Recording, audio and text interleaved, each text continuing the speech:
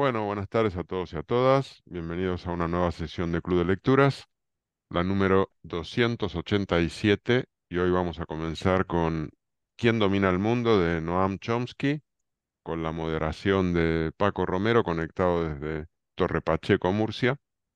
Y, y nada, bueno, quizás digamos desde dónde estamos, porque luego hay gente que nos mira en YouTube y así sabe quiénes somos y dónde nos conectamos. Empezando por, bueno, Paco, ya te he dicho. Torre Pacheco. Taylor, Sí, soy Taylor de los Estados Unidos. súper indicado en este caso para hablar de Sí, Noam Chomsky. Fundamental que tengamos tu sí, presencia, Taylor. leer todas las atrocidades de mi propio país. No, por eso. ¿Dónde me- vive? ¿Taylor dónde vive? ¿En qué ciudad? En Miami, en Florida. Ah, ya, ok. Sí. Muy bien. Orlando, Pereira, Colombia. perfecto. Y Silvina, Silvina desde Buenos Aires, Argentina. bueno, y yo desde Galapagar, España. Así que hoy Muy gana bien. América. Hoy gana América. Perfecto. Bueno, Paco, todo tuyo. Muy bien. Pues nada, para empezar tengo que comentaros que la foto que tenemos ahí es una foto que no está actualizada. Ujú.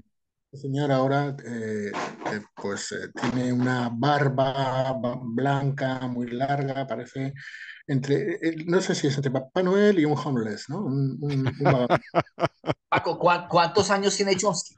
95. 95. Dios padre.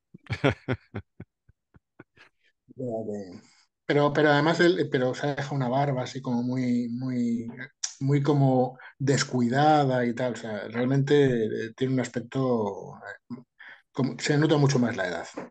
Pero sigue teniendo la cabeza muy clara.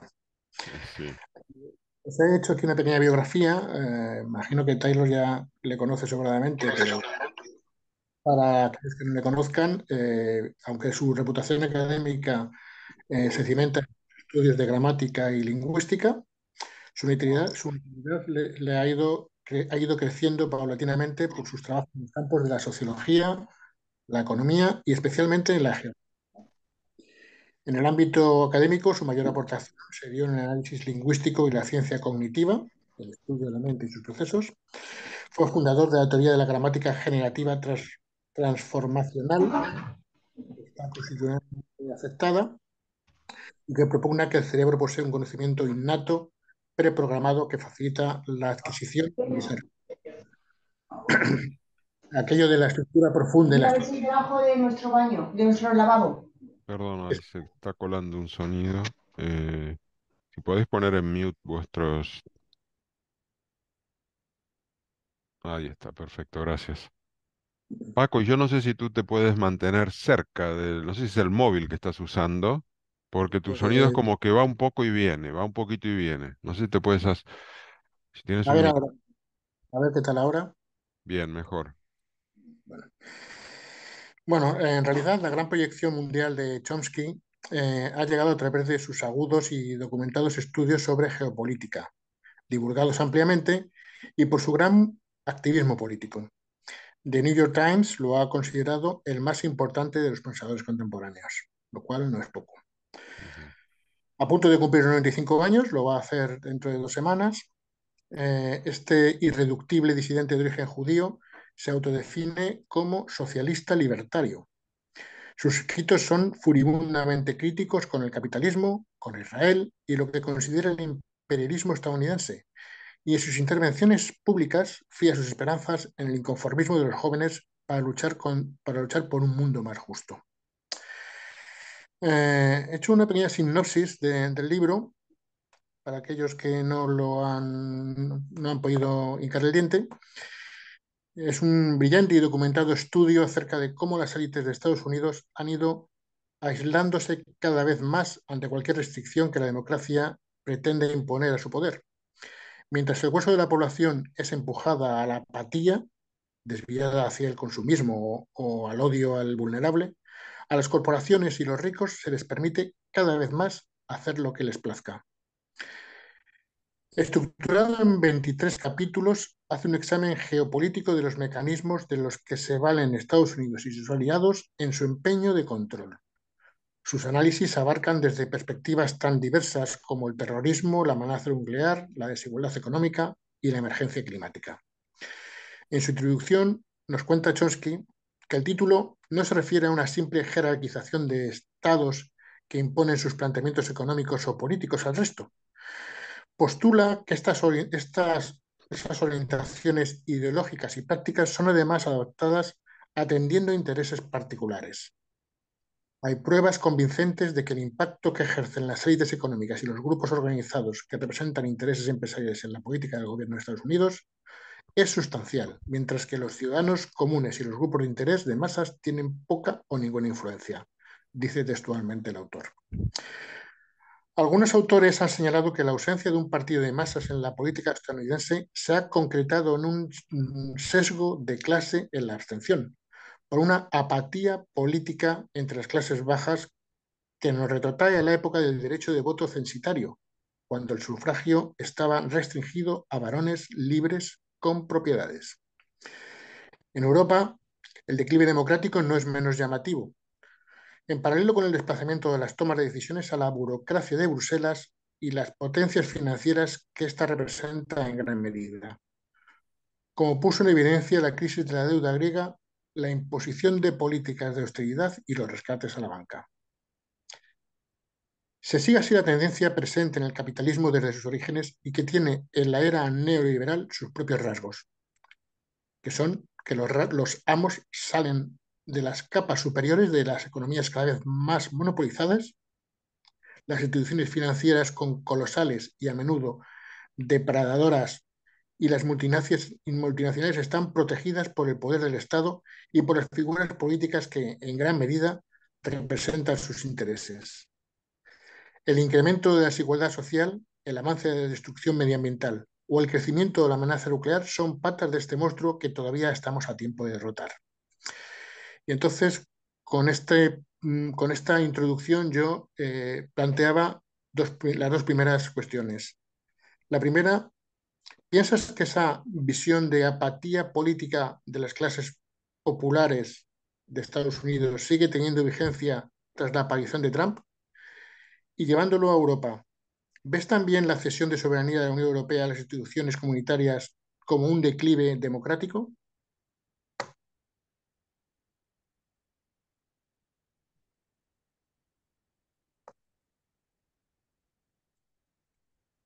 ¿Alguna opinión?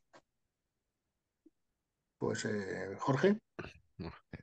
Como siempre digo, yo levanto la mano porque veo que nadie levanta, entonces es una cosa terrible. Em, yo creo que es curioso esto que dice de que no hay un partido de masas o de izquierda en Estados Unidos. Es verdad, está muy gobernado por las élites. Entonces a eso se lo puede llamar apatía política de las clases populares, pues no sé. Eh, eh, que podría haberlo, pues tampoco sé, pero digamos, lo que queda claro es que es un país donde domina mucho la ideología del individualismo liberal, del poder hacerse a uno mismo, de todas estas historias del tío que partió de la nada y se convirtió en un gran empresario. Y creo que esa visión muy individualista es la que manda y eso, mm, no sé, creo que es la barrera que está impidiendo que exista un partido de masas de izquierda que representa a las clases populares. Con Trump, bueno, por supuesto que Trump es el extremo opuesto y que el hecho de que gane y de que tenga potencial de ganarla el año que viene, pues ya es terrible, ¿no? Em, respecto a Europa, si ves la cesión de soberanía en la Unión Europea como un declive democrático, todo, no, en absoluto. Creo que es todo lo contrario. Creo que es un ejemplo muy bueno de gobernanza en el cual la soberanía nacional se ve de alguna manera controlada o integrada en una visión de conjunto. Eso modera mucho las posiciones, regula los excesos, tiene un efecto muy bueno, moderador, no lo veo como negativo, sino todo lo contrario. Me parece excepcional y un modelo a seguir. Eh, y por último quería decir algo, como dijiste que Chomsky se define como socialista libertario, tengo que decir que mañana vamos a elegir en Argentina entre, bueno, una opción, no sé, pseudo socialdemócrata y una de un tío que se define como liberal libertario. Es decir, que algo en común parece que tendrían Milley y Chomsky. Yo creo que no tienen nada. Pero parece que sí, que lo de Bueno, libertario les gusta. La idea de libertario. En fin, lo dejo ahí. Silvina creo que Silvina. estaba primera. Sí. No, bueno, se define como anarcocapitalista también, ¿eh? ANCAP, ANCAP. Bueno, no, justamente hubo hace poco una enorme huelga en Estados Unidos. Más es casi una pregunta para Taylor, porque hubo una gran huelga en en tres fábricas muy grandes de autos por reivindicaciones salariales, que era algo que me parece que no pasaba en muchísimo tiempo. Y creo que de alguna forma la pregunta que hace sobre si Trump sale a representar un sector que no estaba representado, yo creo que sí, que es verdad que hay un sector que no estaba representado, no se sentía representado por las opciones tradicionales, que se siente también, no sé, amenazado por el traslado de los trabajos a otros países, etcétera. Pero por otro lado, y que tal vez estos trabajadores de las fábricas que hicieron las huelgas, no tengo ni idea quién votaban, ¿no? Pero son de ese sector, ¿no? De los que van perdiendo ese tipo de empleos. Pero Biden salió a apoyarlos y a decirles que tenían que seguir luchando para conseguir y consiguieron el aumento. Entonces, me pregunto si hay algo que está cambiando dentro de Estados Unidos en relación a la organización, por lo menos la organización sindical y de alguna Y forma también los actores. Yo pensaba que estaba hablando de los Ah, los actores. actores, Sí, sí, claro, sí. los actores. Claro que los actores es como de otro sector, porque de alguna forma es como que la izquierda dentro de Estados Unidos está en las universidades, ¿no? Estar en los sectores más educados, que a su vez tienen una situación económica muy acomodada dentro de la sociedad. Es lo que llaman el marxismo cultural, es lo que dice nuestro Ley. candidato Milei, lo que dice Trump, etcétera, etcétera. Es como que las ideas progresistas que están mucho en las universidades, en las costas, y en sectores que son acomodados de la sociedad. Pero me parece que el tema de los actores y los guionistas son más cercanos a ese sector y el de los trabajadores de las fábricas de autos más cercanos a los que podrían votar a Trump, me parece, ¿no? Pero bueno, me pregunto si está pasando algo en Estados Unidos, se está reconfigurando y vuelve algún tipo de organización, al menos a nivel sindical y de lucha por mejores condiciones de trabajo. Eso después que Taylor comente. De Europa no voy a hablar. Cobarde. No. Ya está, ya hablé de No, déjalo Estados ahí, Unidos. déjalo ahí. Bueno, Orlando. Orlando. A ver, aquí cogí el resumen para leer las preguntas. Eh, pues Taylor es la experta nuestra de Estados Unidos, supongo yo, porque la verdad es que Claro. tendríamos que tener datos estadísticos para responder las preguntas, fundamentalmente la primera. Yo la lectura que tengo es contradictoria, eh, Paco. A mí me da la impresión de que las clases populares gringas sí se están moviendo, pero se están moviendo a favor de Trump. Es decir, hay un proceso.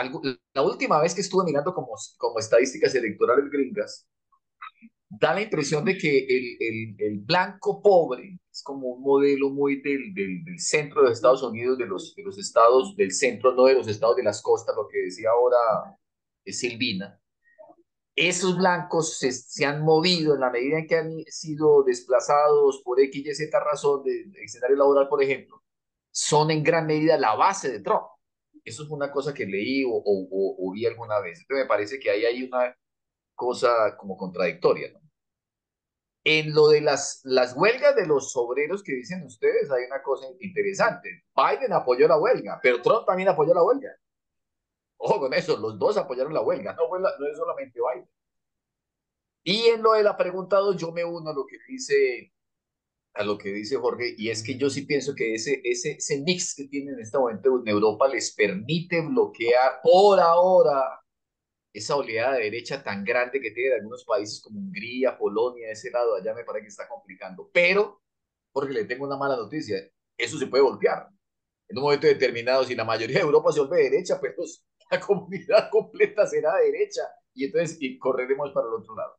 Pero esa es mi postura frente a eso, Paco. Yo creo que es al revés. Sí hay un movimiento popular, pero es un movimiento popular de derecha, o del lado del Trump o del lado del nacionalismo gringo.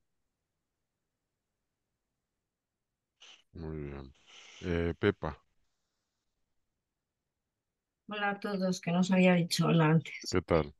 Muy bien, que yo la verdad es que no tengo mucha información, no tengo datos como sería necesario para ponernos a hablar de estas cosas, porque son cuestiones que se nos escapan en muchísimos aspectos, ¿no? Pero la despolitización de las masas, es decir, la carencia de ideología de una gran número de la población dentro de un Estado, en este caso sería Estados Unidos, yo creo que está vinculada en alguna medida a la economía.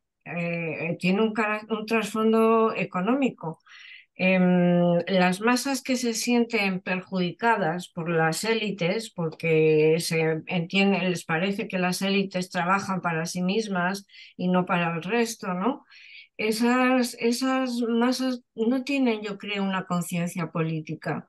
Se mueven por impulsos económicos, ¿no? Ven que fracasan su vida económica o que los incentivos del sistema social de ayuda no les llegan lo suficiente. Entonces eso les moviliza, pero no les moviliza en base a una ideología política, sino a una cuestión económica, con un trasfondo económico, ¿no? Y indudablemente también, uy, aquí se me ha movido todo esto. ¿Me veis vosotros? Sí, perfecto. Ah, pues indudablemente también, hablando de Estados Unidos, por supuesto, estas cuestiones de movimientos o no de masas ideologizadas o no, también se mueve dentro de coyunturas económicas y de coyunturas sociales y demás, ¿no? No se puede maximizar el hecho de que la gran masa de estadounidenses no tenga ideología política. Depende de cada momento, de cada coyuntura. Lo que comentáis ahora, que yo no lo sabía, que ha habido recientemente un movimiento huelguista en las empresas de fabricación de automóviles, pues indica que sí, que se mueve algo, ¿no? También me parece que la falta de poderes intermedios, ¿no? Porque su sistema político, el que sea un Estado federal y luego los otros estados, complica mucho también en la generación de estructuras intermedias para que la gente pueda expresar. Eh, pero en el fondo yo creo que no tienen nada que expresar, salvo los que se consideran un poco más de izquierdas, el resto de la población no tiene nada mucho que expresar, ¿no? Y en este aspecto en general podría también estar jugando un papel el intervencionismo del Estado. ¿Hasta qué punto el Estado interviene y se interviene? ¿Hasta qué punto la masa, que no me gusta llamarlo así, pero bueno, la mayoría de la población está satisfecha o no está satisfecha? No lo sé, no lo sé. Ya digo que no tengo suficiente información. Hablo un poco por lo poco que sé de todo esto. Y en cuanto a Europa, pues sí, las cosas están caminando, dando un vuelco hacia la derechización de las ideologías y a la derechización del poder. Parece que España se está quedando como el bastión ahí, como los héroes que resistimos. ¡Ah, ah, ah! Y a ver si atraemos a más gente, ¿no? Porque eh, asusta un poco cómo se están moviendo las políticas en los otros estados. Pues Francia está ahí colgadita de un hilo, las próximas elecciones están las cosas complicadas, ¿no? Porque la derecha avanza demasiado. Estamos en una fase de expectativa, o mejor dicho, de expectación, ¿no? De expectación a ver qué pasa. Pero bueno, por lo menos aquí en el sur tenemos un bastión, ¿eh? para seguir adelante. Nada más. Gracias. Gracias, Pepa. Y ahora vamos a la persona más autorizada para opinar sobre esto. Taylor. Sí, pienso que Trump ganó en parte por promesas falsas y lo del auto, de las fábricas de los autos, él prometió que iba a mantenerlas abiertas, pero al fin y al cabo estas fábricas se cerraron y muchas personas perdieron sus trabajos. Y también sí, tiene una falta de respeto por el élite y por los científicos. Y fue un poco interesante durante COVID cuando, no recuerdo el nombre, pero el científico principal del gobierno Fauci. estaba, sí, sí, él estaba dando ah, los discursos o las notificaciones sobre el estado de la pandemia. Y Trump dijo algo completamente falso, completamente no basado en la ciencia, y Fauci tenía que como tratar de no contradecir al presidente, pero también como arreglar lo que había dicho. Entonces, pienso que son promesas falsas y son como una promesa para regresar a un tiempo atrás que nunca va a existir jamás, como decir que vamos a, eh, restablecer restablecer la industria de ah, manu- ah, Manufacturera. fabricación, porque esto fue como un base muy fuerte de la economía por muchos años, pero ahora este se está convirtiendo en un sector de servicios, como servicio al Ujú, cliente. Entonces, él está prometiendo algo que va en contra del progreso natural de la economía. ujú, Y también como um, eh, restablecer las industrias de minas de carbón. ujú. Sí, sí. Pues muchas gracias, Taylor. Paco. Una cosa, no he visto, no, la segunda pregunta no he visto que haya habido mucho feedback. Me gustaría saber vuestra opinión, no tanto si Europa va hacia la derecha o hacia la izquierda, sino si realmente entendéis que esa cesión de soberanía a las autoridades comunitarias es una marca de declive democrático o no. ¿Qué pensáis? Pepa. Yo no entiendo que exista una cesión de soberanía, solamente la Unión Europea es un marco y marca y establece unos parámetros a los que tienen que ser respetados. Cuando un Estado no respeta esos parámetros, pues ya puede estar fuera o se puede ir, pero yo no creo que los Estados cedan soberanía a favor de la Unión Europea. La Unión Europea es como una gestión, ¿no? de determinados aspectos de los estados que coinciden ahí, ¿no? Pero los estados siguen siendo soberanos. Mm, eh, Se habla mucho del fracaso de la Unión Europea, pero y de que solamente son aspectos económicos. Hombre, nació con esa marca, ¿no? Nació con la marca económica y luego se ha ido ampliando en aspectos más políticos, no sociales, porque los aspectos sociales no nos afectan ahí, ¿no? Pero lo que está haciendo, pues es lo que hay, tampoco se puede hacer mucho más, ¿no? Ahora, en estas cuestiones que están ocurriendo aquí en España, pues parece que los problemas políticos internos se les lanzan a la Unión Europea para que dictamine qué es lo que está haciendo. A mí eso me parece un error. Me parece un error porque cada Estado tiene que gestionar su propia política y tiene que manejar su soberanía dentro de los límites que no puede traspasar la Unión Europea. sigo apoyando y sigo pensando que la Unión Europea puede ser útil, mejor eso que nada, mejor eso que nada, porque también evita muchos enfrentamientos que podían derivar, vete tú a saber en qué, pero nada más, ya.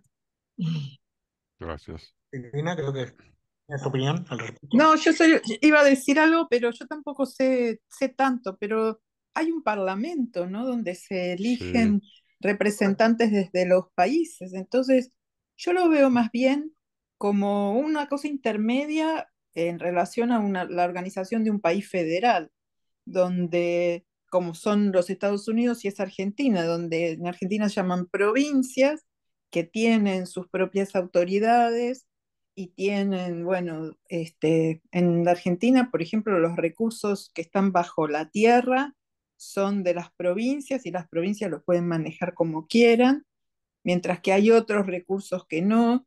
La gran diferencia que yo veo en relación a eso es la ausencia de no lo sé, supongo que no lo hay, una recaudación de impuestos a nivel europeo como hay en un país federal. Pero bueno, como que hay distintos niveles de representación y ciertas cosas que se les deja elegir al gobierno federal o nacional y otras que las deciden estructuras más pequeñas. Este, y tal vez en un futuro se avance hacia algo más parecido a un único país federal, pero no lo veo yo como una cesión de soberanía. Va, pero tampoco sé tanto, así que... Pepa. Que no, quería decir solamente que hay también un elemento que es muy determinante en cuanto si esto es una federación de estados o no, que es el ejército. Cada estado tiene su ejército. En un estado federal hay un ejército único, no un ejército de cada estado. En Estados Unidos está el ejército de Estados Unidos, no el estado de Georgia o de Montana, ¿no? Y en el momento tal como está configurada la Unión Europea, cada estado tiene su propio ejército. Entonces, ahí estamos muy lejos de ser una federación de estados. Ok, pero también está la NATO, ¿no? Está la NATO que en el caso de... Pero ese es un tratado independiente porque abarca Ok, también a los países del otro lado del Atlántico. Es un tratado que es al margen de la Unión Europea. Yo creo, vamos, no sé, habría que mirárselo bien. sí, ok, Sí, sí, ok.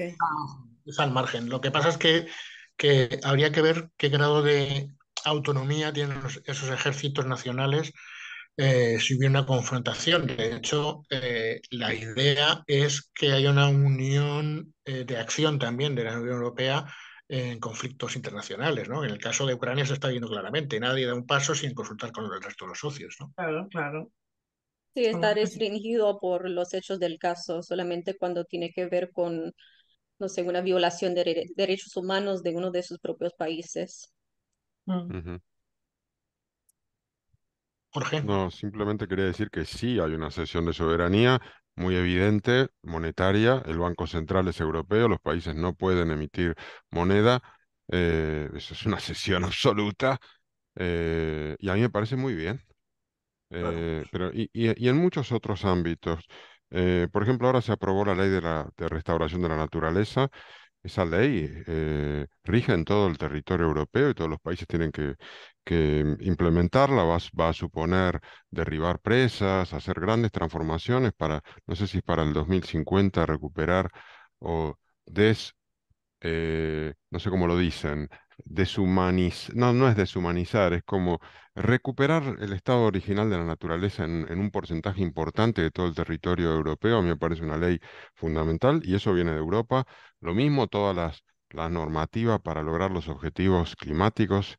eh, Esos son el resultado de esa unión. No sería Es, posible hacerlo a nivel local y estaríamos en una casa de locos, cada uno tirando para un lado y para el otro. Entonces, es, hemos cedido decisiones para poder coordinar, y eso es Europa. Ahora, que nos faltan pasos, por supuesto, la unión fiscal, esto que decías tú, Silvina, por supuesto que se habla de algún día llegará, pero por ejemplo, ante las crisis, la que decide las soluciones y imprime dinero para generar la inyección de dinero necesaria pues es Europa. Y hemos salido de la pandemia gracias a un cambio de mentalidad que en la crisis de 2008 estábamos todavía atrapados en la idea de la austeridad y de no sé qué chorradas, y en esta ocasión se aprendió la lección, Europa imprimió mucho dinero y salimos todos a flote en la pandemia. Entonces, todas esas son resultados de esa cesión de soberanía Pero es que, una sesión consensuada bueno, porque hay sí, unos por organismos de supuesto. democracia, o sea, hay una democracia para elegir los representantes a nivel europeo, ¿no es cierto? No, Y claro, discutir esto. Entonces, y el gobierno es como que europeo está participado por todos. redefinís lo que significa la unidad de toma de decisiones, porque tampoco, digamos, es como si uno dijera, yo estoy en una ciudad y cedo soberanía porque al gobierno nacional, que involucra mucho más que mi ciudad. Pero siempre están esos distintos niveles, ¿no? Sí, ¿Qué sí, sé yo? sí. Sí.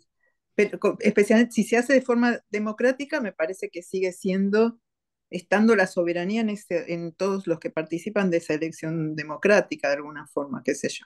Está claro, lo En, que pasa es que si no tienes que esté el Banco Central en manos de Europa, le da un poder tremendo y condiciona a los estados, porque el estado que infringe las indicaciones deja de recibir los fondos europeos.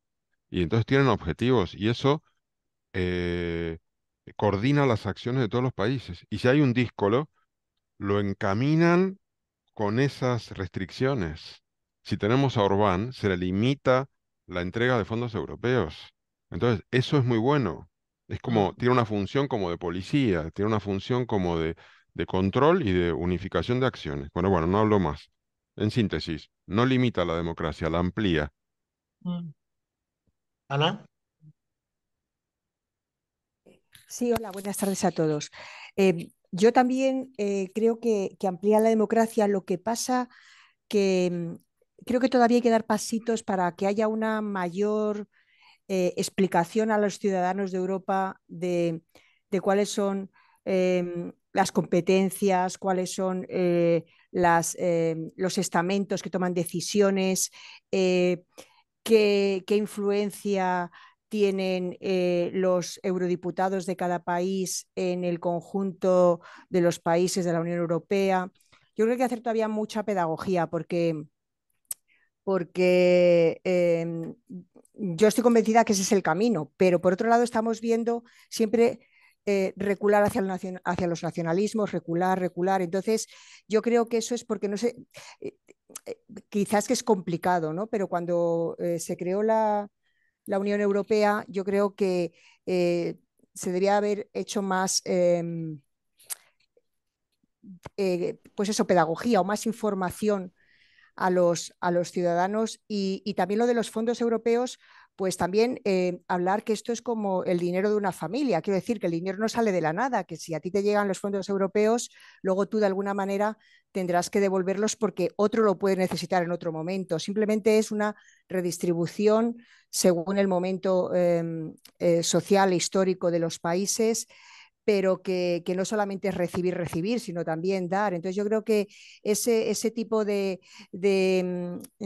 conversaciones se tendrían que dar en los países porque el peligro es que se ve algo que está en Bruselas, que está muy lejos, que no tiene que ver con mi vida diaria, que también se ve que hay cosas que no se terminan de entender, como por ejemplo los subsidios a ciertas sectores económicos solamente porque interesa subsidiar y no hay una producción o incluso, bueno, pues crear cuotas para ciertas profesiones que hace que la gente no pueda trabajar, a lo mejor hablo de la pesca o de otro tipo de profesiones. Entonces, bueno, pues simplemente es eso, ya no me enrollo más. Yo creo que no sé muy bien cómo se hace, pero con los medios que tenemos actualmente, la Unión Europea tiene mucho camino que recorrer todavía en el plan de informar a todos los ciudadanos europeos de cuáles son sus objetivos y cómo nos beneficia a todos el participar en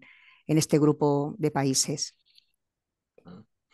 totalmente de acuerdo. Y Mm. además me parece que va a hacer mucha más falta en el futuro porque ese distanciamiento de las decisiones que se toman en Bruselas con respecto a los países, eso es caldo de cultivo para la ultraderecha también, que, o sea, va a haber que explicarlo muy clarito.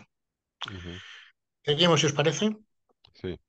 Bueno, pues esto era solamente la introducción, así que entramos en materia con el capítulo 1, que es la responsabilidad de los intelectuales, el retorno. Dice el retorno porque en realidad eh, Chomsky escribió un artículo a mitad del siglo pasado, La responsabilidad de los intelectuales, se titulaba, que tenía que ver con los movimientos pacifistas que en los años 60 se estaban dando en Estados Unidos, ¿no? Entonces, lo ha reciclado como gran parte de la producción de Chomsky. Son artículos que va reciclando, como se puede apreciar en este mismo libro, ¿no?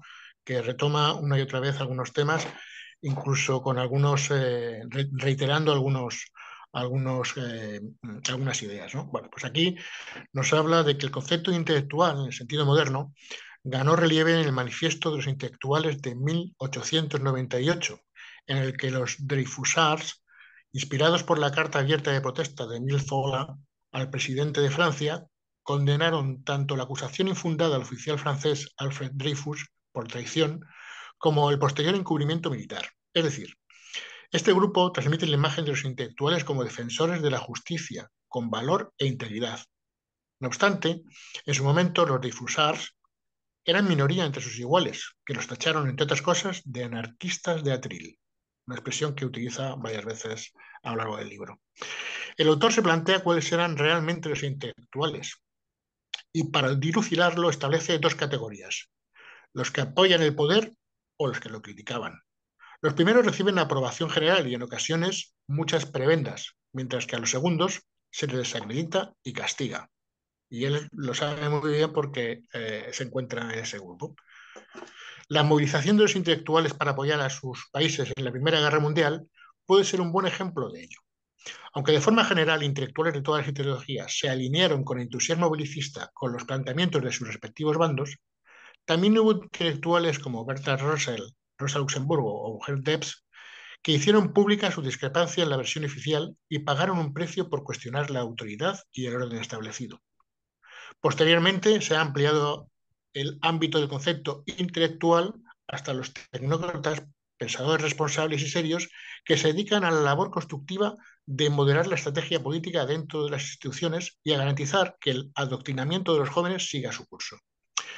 Fueron precisamente los miembros de esta casta quienes se alarmaron porque en la década de 1960 sectores normalmente pasivos y apáticos de la población entraron en el ruedo político para defender sus intereses.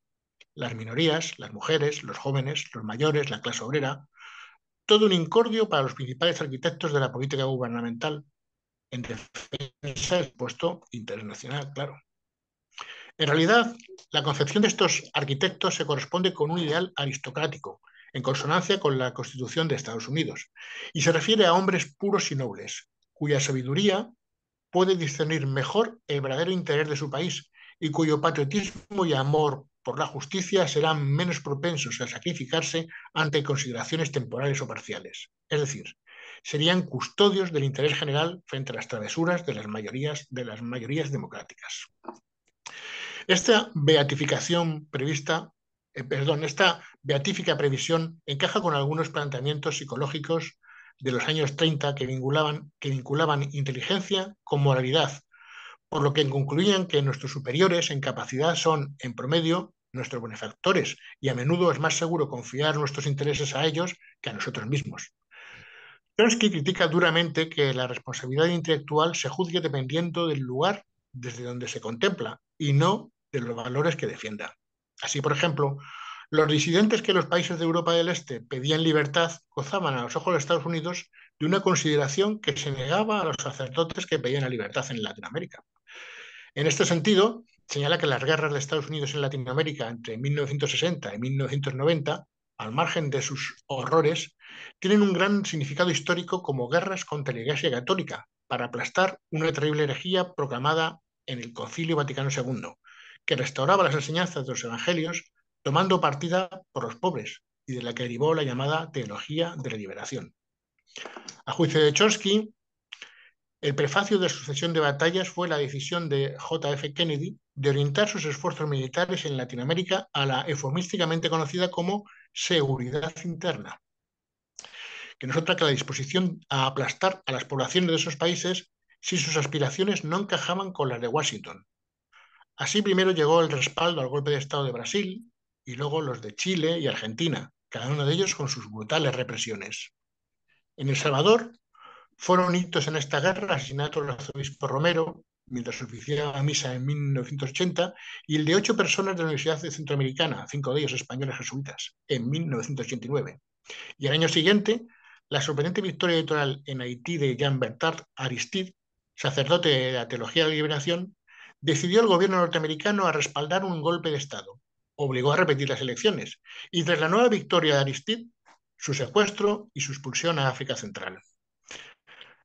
La larga lista intervencionista estadounidense ha confirmado con hazañas tan memorables como el apoyo a las brigadas contrainsurgentes y grupos paramilitares en Colombia y Centroamérica.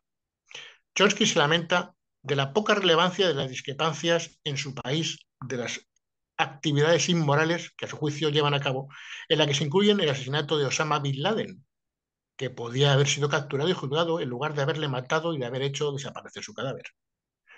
Retomando la cuestión de la responsabilidad de los intelectuales, Chomsky recuerda que fue el hombre acusado de corromper a los jóvenes de Atenas el que bebió la cicuta, igual que a los Dreyfusards los acusaron de corromper almas y a los que en la década de 1960 se preocuparon por los valores fueron acusados de interferencia con el adoctrinamiento de los jóvenes.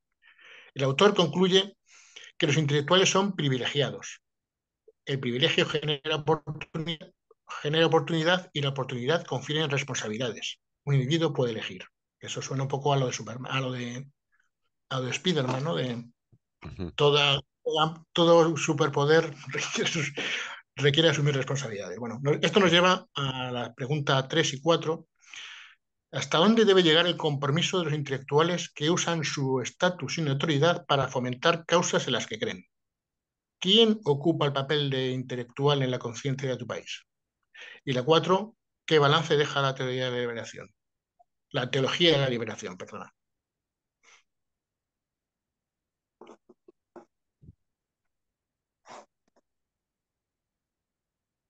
¿Puedes repetir la pregunta 3, por favor, Paco? Sí, la pregunta 3 es, al hilo de esta responsabilidad de los intelectuales, me pregunto, ¿hasta dónde creéis que debe llegar el compromiso de estos intelectuales que usan su estatus y su notoriedad para fomentar causas en las que creen? Y preguntaba también que quién ocupa el papel de los intelectuales en la conciencia de tu país, porque yo sospecho que el papel del intelectual como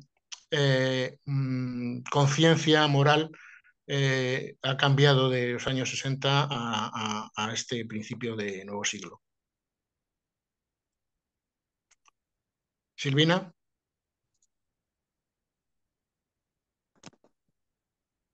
No se te oye, Silvina.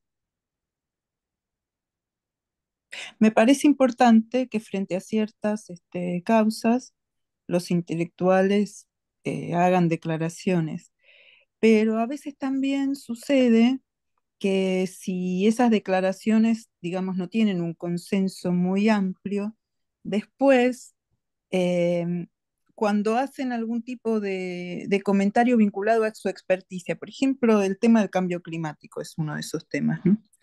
Si uno va a hablar como un experto tratando de dar la evidencia científica, o si uno va a dar su opinión sobre lo que le parece que deberían hacer los países para intentar tomar alguna acción para evitar.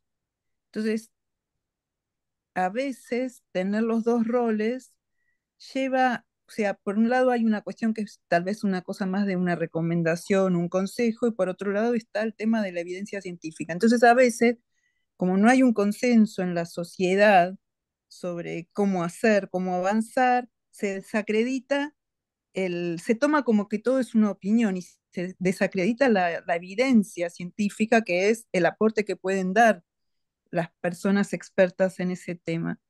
Entonces ahí hay una cosa que yo no sé muy bien cómo hay que hacer. Justamente charlaba con un profesor de la facultad sobre ese tema, sobre cómo, si conviene separar o no, porque a mí me parece que es una obligación una obligación moral que tenemos de advertir de las consecuencias del cambio climático y de la necesidad de tomar acciones ya. Pero si después eso se mezcla, porque es una opinión, se mezcla con la evidencia científica y todo pasa a ser relativo y desacreditado, es como separar. La verdad que yo no tengo bien la respuesta a eso. ¿Cuál es la mejor forma de proceder? ¿Y tú, Pepa? ¿Tú sí? Pues yo no, yo tampoco. Pero a ver, yo tengo la sensación de que la influencia de los intelectuales como grupo, llamémosles de presión o de opinión que puede forzar el cambio de situaciones, ha pasado. Eso ya no existe casi.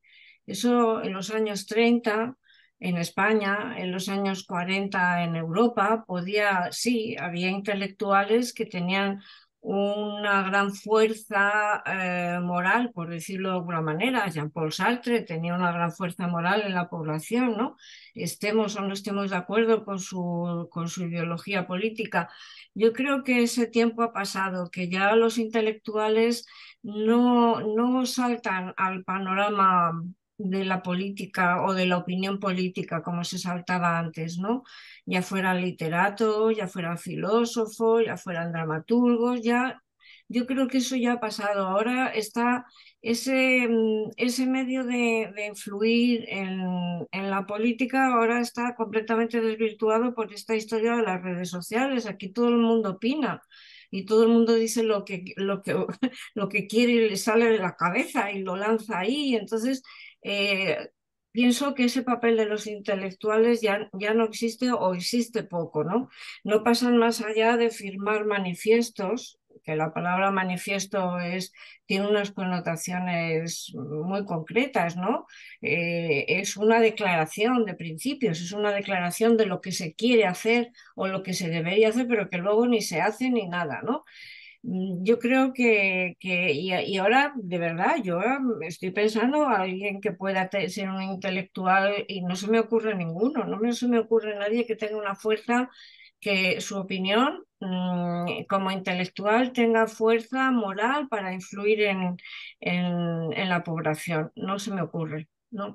Y en cuanto a la teología de la liberación, a mí me parece que es un movimiento importantísimo que se dio desde los años 60, fue del Concilio Vaticano II, ¿no? Donde, donde quedó claro que los pobres tenían que estar en primer plano, ¿no? Y es una teología, es una forma de entender la teología en la que el objetivo es liberar a la pobreza y a las personas, eh, si no esclavizadas, por lo menos desplazadas al margen de la sociedad, ¿no? Desde luego que su desarrollo ha sido en América Latina y ha sido muy importante pese a que los resultados al final no se hayan visto muy claramente, ¿no? Pero ha costado muchas vidas pero ha movido muchas conciencias también. Yo creo que ha sido un revulsivo de conciencias durante muchos años, ¿eh? Nada más. ¿Alguno más, Jorge? Sí.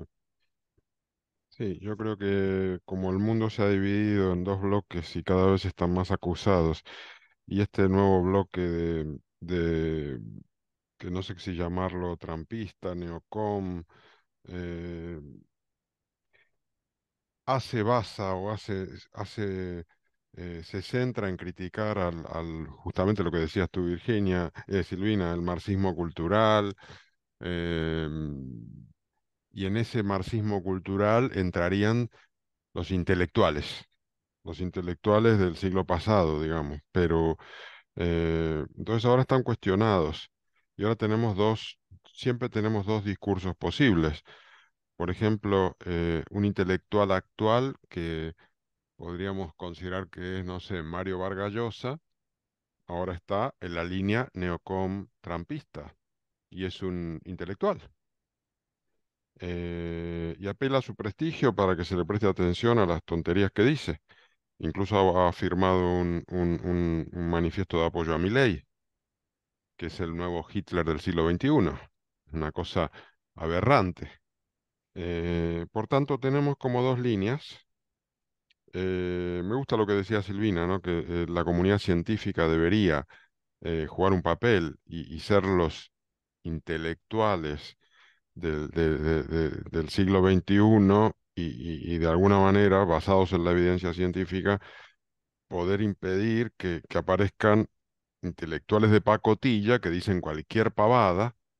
Pero bueno, también tenemos casos, y vuelvo a decir Milei, pues estoy obsesionado con ese tema, que se presenta como un científico, en el sentido de que es un gran experto en economía, y gran parte de su discurso se basa en pseudoteorías científicas que la gente nadie entiende nada, pero que le dan como un prestigio.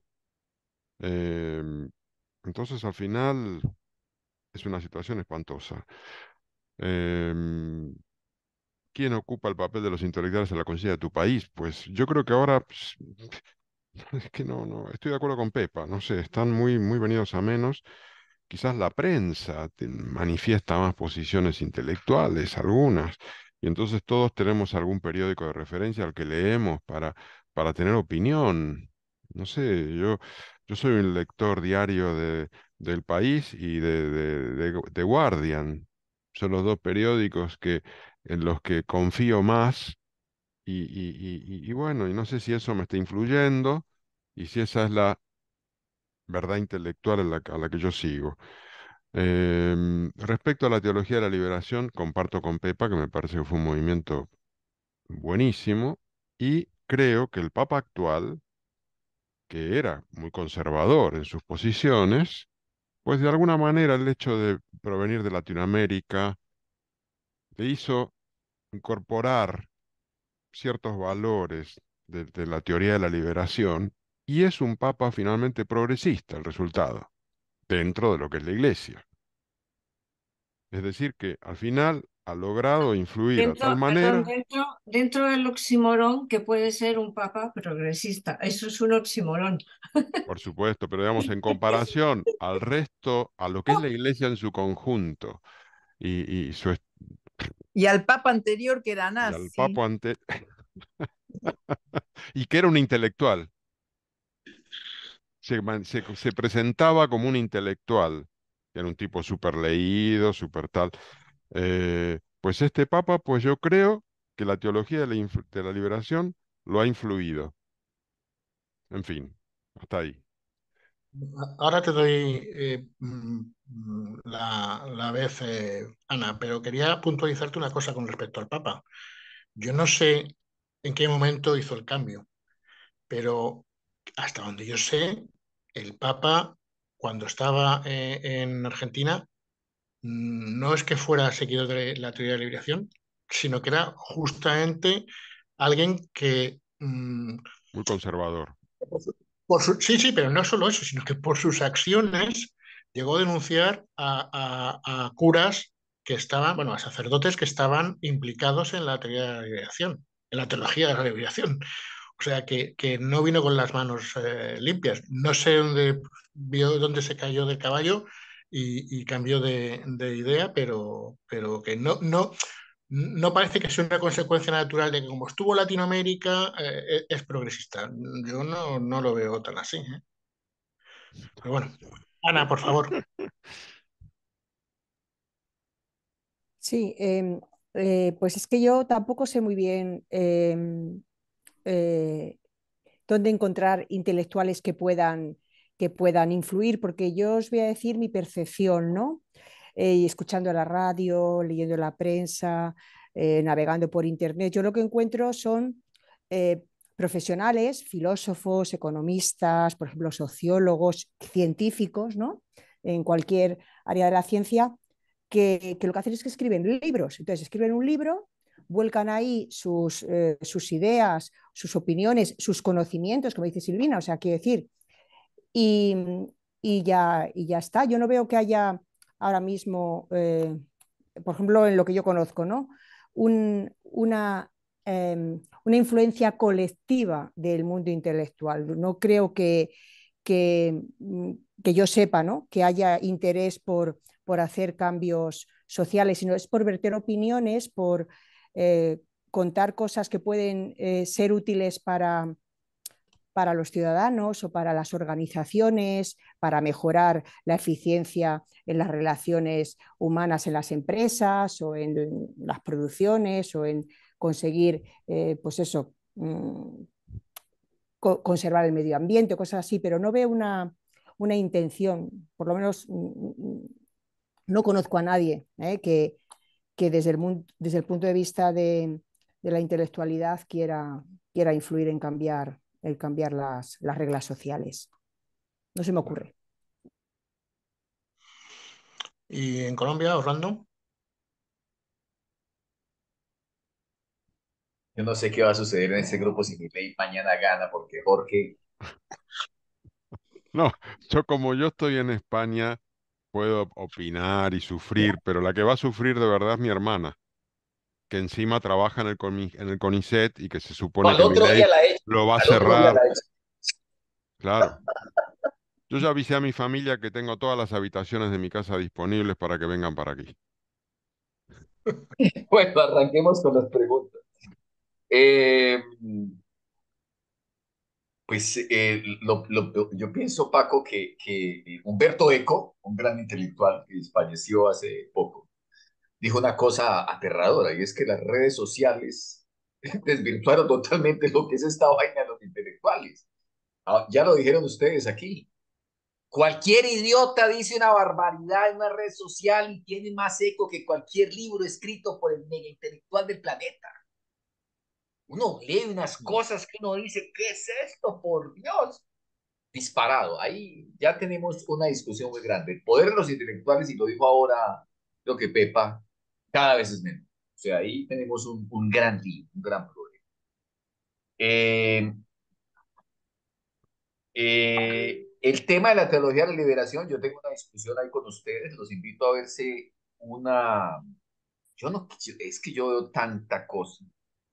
Hay un documental sobre el Papa, y ese documental sobre el Papa, que es muy largo, un documental como de 2 o 3 horas, desvirtúa un poquito el tema de su posición frente a la teología de la liberación. Lo que muestra es que el señor pues tenía unas tareas administrativas, era el superior de los jesuitas de Argentina, y entonces pues no le quedaba muy fácil estar a ese lado. Yo no creo que el papa que tenemos ahora, que como dice Pepa en medio del oxímoron, es como de avanzada, pues, de un momento a otro salió avanzada. No, el tipo tenía sus cosas. El balance que deja la teología de la liberación eh, es muchos muertos, muchísimos muertos. El Ejército de Liberación Nacional en Colombia, que en este momento está en diálogos con el gobierno nacional, es una creación que viene y que tomó mucho de la teología de la liberación nacional sin, ojo, sin desconocer la valía de la teología como tal. Pero digamos que ellos todavía hablan de eso, creo que cumplen 60 años de existencia el próximo año. ¿Sí? Una guerrilla de 60 años. Es ahí también hay que tomar las cosas, digamos que con beneficio de inventario y mirar el efecto de eso. Cuando surge la teología de la liberación, indudablemente era un gran avance, lo dice muy bien Paco en su exposición. Hubo todo un esfuerzo de los Estados Unidos para opacar cualquier posibilidad de esas. Hay un dato que me parece como raro, el dato de Romero, Paco, que dices, a Romero no lo matan en el 89, a Romero y a esas monjas las matan es como en el 82, 83, pero sí mostraba el tamaño de lo que era la teoría de la liberación. Eh, Deja una apertura, digamos que es una etapa en la historia de América Latina que es importante de entender y de estudiar más. Y así aquí alguien se le dio un ataque, yo creo que nos dio un papa.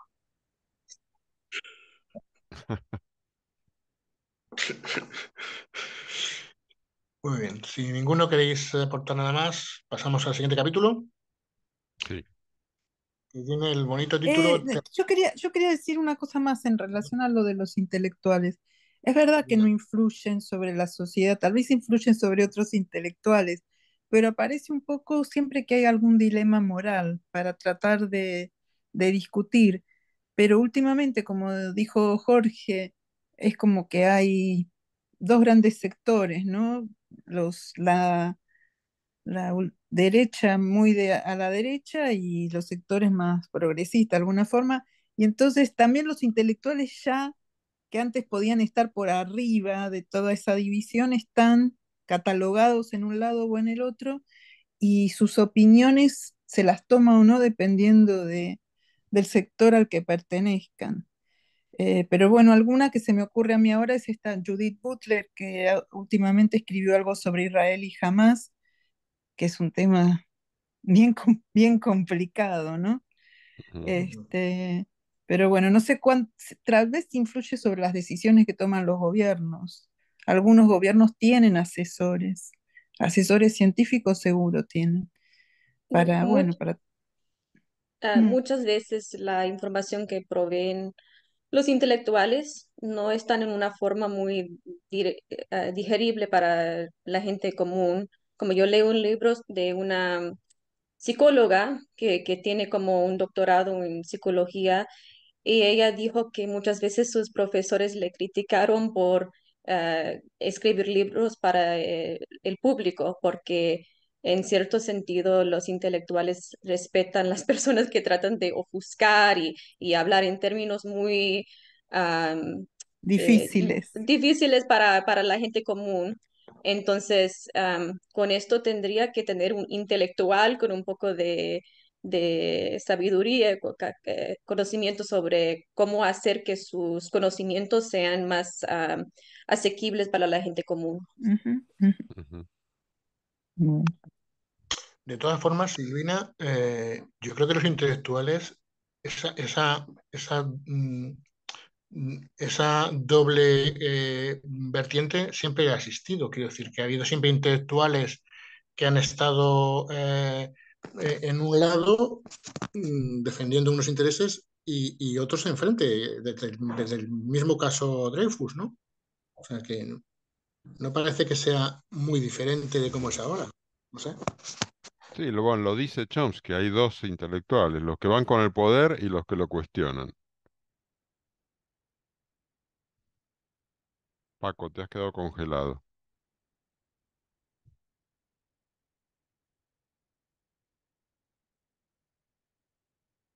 Paco, bueno, mientras Paco se descongela, si queréis lo leo yo, empiezo a leer yo el segundo capítulo, que se titula Terroristas buscados en el mundo entero. En este artículo, Chomsky plantea la doble vara de medir de Estados Unidos y sus aliados al evaluar actos violentos, tomando como referente el asesinato en 2008 en Damasco de Imad Mugniyah, líder de Hezbollah y uno de los hombres más buscados por Estados Unidos e Israel. Señala que la mayoría de las acusaciones contra Mugniyah carecían de fundamento, como advirtió The Financial Times, aunque sí se le vinculaba con el secuestro de un avión de la TWA en 1985, en el cual mataron a un estadounidense. Ese año 1985 fue prolífico en acciones armadas. En marzo, un coche bomba en Beirut estalló en una mezquita a la salida de los fieles de la plegaria del viernes. Fue perpetrado por los servicios secretos estadounidenses en complicidad con los de los servicios británicos y saudíes, y según desveló el periodista de Washington Post, Bob Woodward. En septiembre, el primer ministro israelí Simón Peres ordena un bombardeo en Túnez. Murieron 75 tunecinos y palestinos, una acción que Washington consideró, entre comillas, respuesta legítima a ataques terroristas, y que el Consejo de Seguridad de la ONU denunció, con la abstención de Estados Unidos, como acto de agresión armada. A la siguiente semana, en represalia por esa acción, la OLP secuestró el crucero Achille Lauro. Chomsky enmarca estos hechos en el ambiente de hostilidad creado por Ronald Reagan, al que considera, y estas son palabras textuales, el más destacado terrorista internacional. Pero esa dinámica ha continuado con asesinatos selectivos de líderes de movimientos terroristas en países de Oriente Medio, como el del dirigente de Hezbollah, Abbas al-Musawi, al que un helicóptero israelí mató junto a su mujer y un hijo en el sur del Líbano. En represalia a este asesinato, Hezbollah empezó a bombardear el norte de Israel, que reaccionó ocupando militarmente parte del Líbano con el consentimiento de Bill Clinton. Los apologistas de las acciones bélicas de Israel y Estados Unidos señalan que, como sociedades democráticas que son, la muerte de civiles que provocan con estas intervenciones son accidentales frente a las matanzas intencionadas de sus adversarios árabes. Bueno, y aquí llegamos a la pregunta 5 y no veo que Paco se pueda reconectar, pero bueno, pregunta 5. ¿Se puede justificar un asesinato selectivo, pese al riesgo de las víctimas accidentales, si con ello se salvan muchas más vidas? El éxito de un atentado contra Hitler quizás podría haber ahorrado más de 1 millón de muertes. ¿Lo habrías condenado?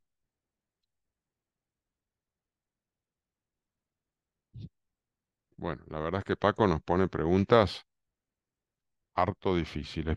Pepa. Yo creo que este es el criterio que se utilizó para lanzar las bombas atómicas en Hiroshima y Nagasaki, ¿no? Que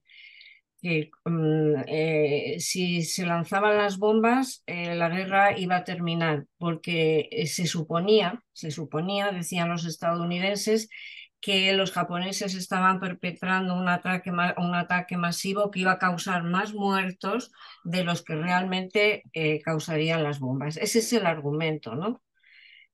Hay que sacrificar a algunas personas para salvar un bien posible hipotético.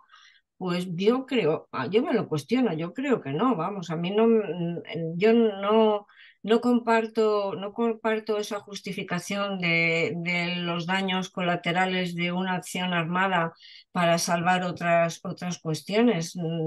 Es que yo creo que por principio o por esencia, ¿no? De las creencias que yo tengo, por lo menos no puedo entender eso. Hombre, el ejemplo que pone Chomsky de lo de Hitler, pues claro, es que eso dice, coño, hombre, claro que Hitler era Hitler, ¿no?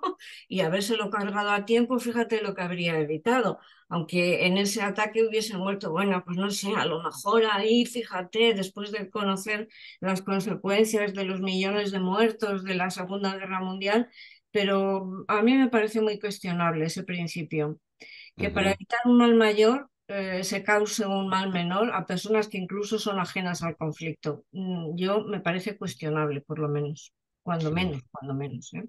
Y ya te digo que la justificación que utilizó Estados Unidos, Truman en concreto, era que según sus informaciones iban a haber más muertos si no tiraban la bomba que si la tiraban. Me parece aberrante, vamos, eso me parece que, Mm. que no solo no justifica, sino que les echa más mierda encima. Sí, Ya. sí, sí. Paco, has vuelto. Sí, perdonad. Se No. llama recalentamiento del teléfono, me ha dicho, no sé, nunca lo había visto. Oh, bueno, pues yo he leído ya el capítulo 2 y he hecho la pregunta.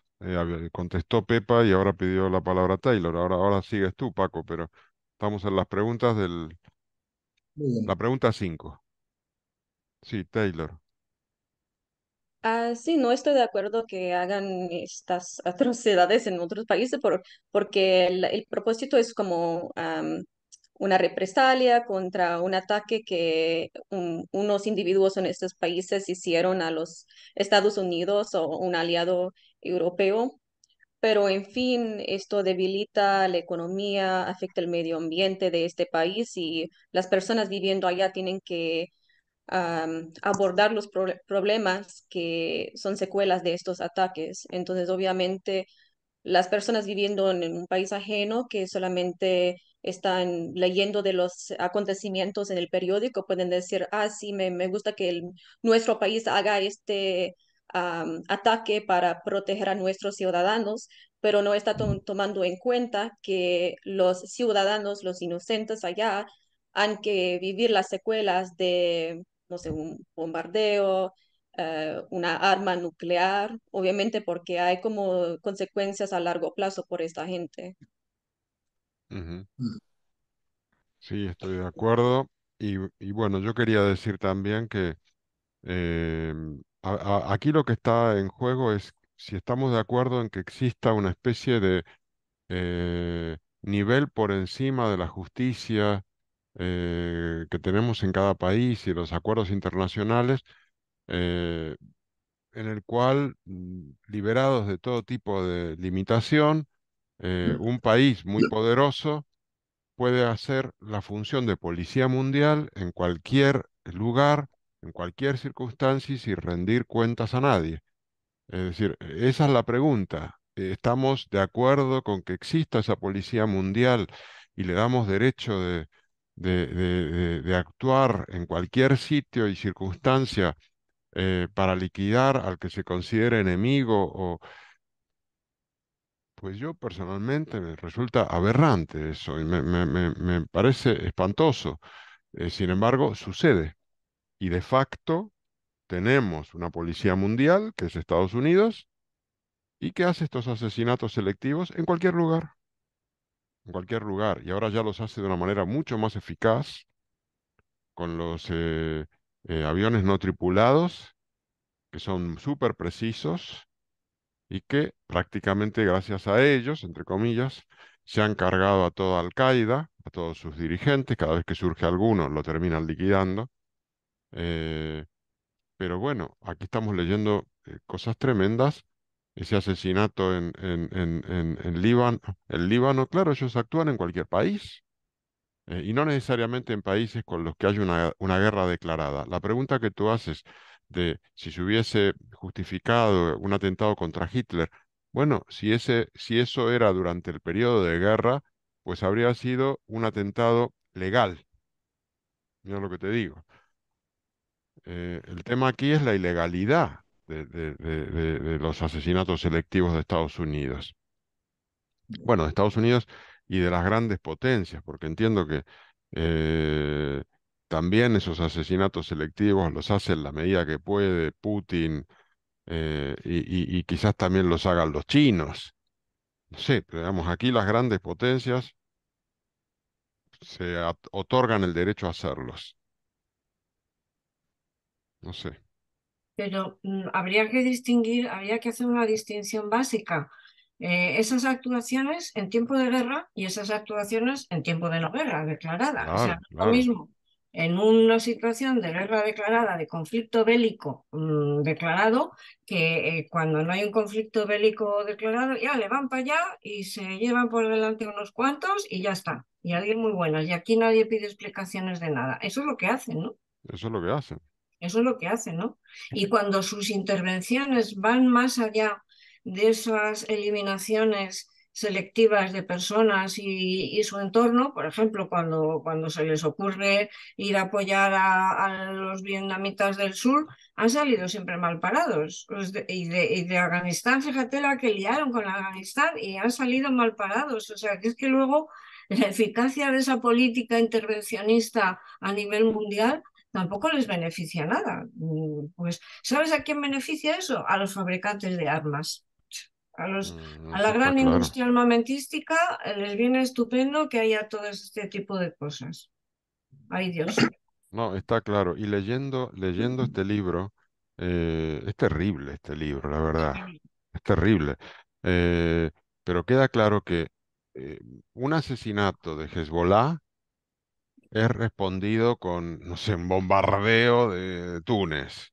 Ujú. Y matan a 75. Es decir, la desproporcionalidad entre lo que hacen estos grupos terroristas y la respuesta que da Estados Unidos y sus aliados es una cosa brutal. Y Sí. aparte sin ningún tipo de consecuencia. Un bombardeo en Túnez, Mm. te cargan 75, bye. Túnez es un país soberano. Bueno, pues ahora Y nos está también pasando, que perdona, ahora creo que está pasando algo parecido con el tema de Hamas en Israel, e Israel. Evidentemente Hamas es un grupo terrorista. ¿Atentó y secuestró a los israelíes? Sí. ¿A cuántos mató? No sé, 200. Muy mal, no, ¿Cuántos más. han muerto ahora? eh, por bombardeos de Israel en Palestina? Doce O sea, mil, sí, 12.000. Esa se es la ha- proporción. mm, Y yo creo que este libro nos está contando cómo eso viene desde tiempo atrás, así que no es ninguna novedad lo que estamos viendo ahora. Sí, Taylor, perdona. Sí, solamente que me hace pensar qué tantas cosas están escondiendo las noticias, porque obviamente la prensa está comunicando que, no sé, nosotros bombardeamos a esta zona por un ataque terrorista, pero no da los hechos reales. Entonces es como am, la historia nacional, la historia que ofrece a la gente no es la historia completa y hay acontecimientos dentro de la historia que nadie sabe porque la prensa local no nos muestra como, hemos bombardeado esta zona, pero estábamos molestando a este país con ataques aéreos por, no sé, por 3 meses. Entonces, al fin y al cabo, se sintieron hartos de estar sujetos a estos ataques, entonces hicieron este bombardeo. Entonces me hace pensar qué acontecimientos están escondiendo la prensa para comunicar otra narrativa nacional. Ujú, sí. Paco.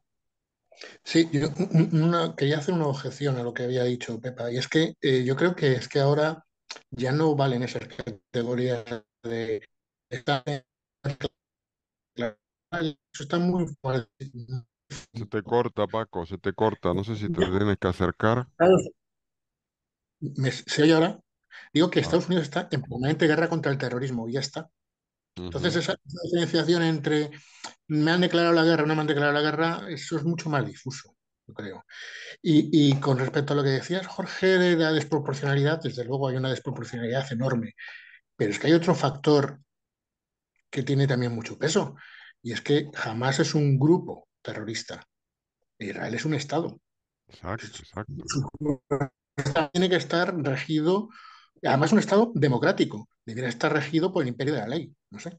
Exacto, totalmente de acuerdo. Digamos, la responsabilidad de lo que está pasando ahora en Palestina y esa masacre es del más poderoso, es del país más fuerte, es del que tiene más medios, y ese país es Israel con su aliado Estados Unidos. Ellos son los responsables de la masacre que está viviendo ahora Palestina. No Y, jamás. y- Jamás y- es un y- grupo terrorista, por supuesto que sí, pero la mayor responsabilidad la tiene el que más fuerza tiene. y quien es cómplice por silencio, ¿no? Exacto. En fin. Bueno, si os parece que continuemos entonces. Sí, Vale. Del capítulo 3 es los memorandos sobre la tortura y la amnesia histórica. Los memorandos sobre la tortura desclasificados por la Casa Blanca en 2008-2009 provocaron asombro, indignación y sorpresa.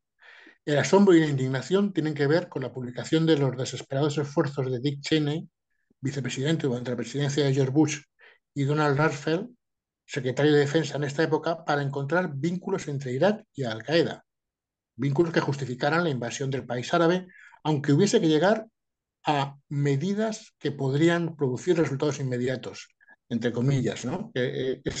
Eufemísticamente para referirse a la tortura, ¿no? ujú, Chomsky se asombra de la sorpresa que produjeron esas revelaciones, puesto que era evidente que no podía haber otro motivo que el de la impunidad en la decisión de llevar prisioneros a Guantánamo, base militar de jurisdicción estadounidense, pero de soberanía cubana, es decir, un lugar fuera del alcance de la ley. A juicio del autor, hay grandes discrepancias entre lo que defendemos y lo que hacemos. La incoherencia se presenta porque las leyes que se han dado el país a sí mismo le limitan para conseguir lo que en un estudio clásico Hans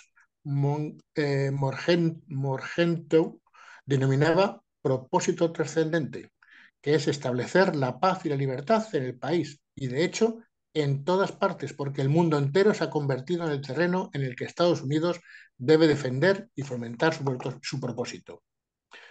Por eso, las actuaciones militares norteamericanas juegan un papel importante en las actuaciones militares norteamericanas juegan un papel importante la intencionalidad declarada de intervención humanitaria.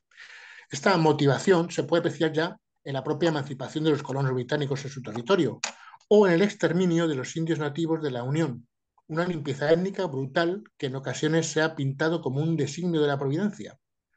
La conquista y la colonización del oeste reflejaron individualismo e iniciativa, sí, pero además los proyectos de los colonos han sido la forma más común de imperialismo. Aunque se suele ubicar el principio del imperialismo estadounidense en la toma de Cuba, Puerto Rico y Hawái en 1898, para Chomsky es evidente que la expansión hacia el oeste fue también un caso claro de imperialismo. Volviendo a este siglo, el autor señala que es habitual que la tortura no sea aplicada por estadounidenses en sus propias cámaras de tortura, sino que se ha derivado a sucursales donde no hay ningún problema moral para seguir practicándola bajo el mecenazgo estadounidense. Tortura por delegación, que se diría. Cuando la sociedad y los jueces empezaron a cuestionar la ausencia de derechos de los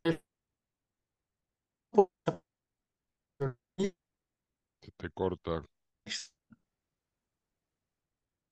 Paco. en Bagdad, Se te ha cortado, Paco, no se escucha. un ¿quieres seguir tú, por favor, Jorge? Vale, vale.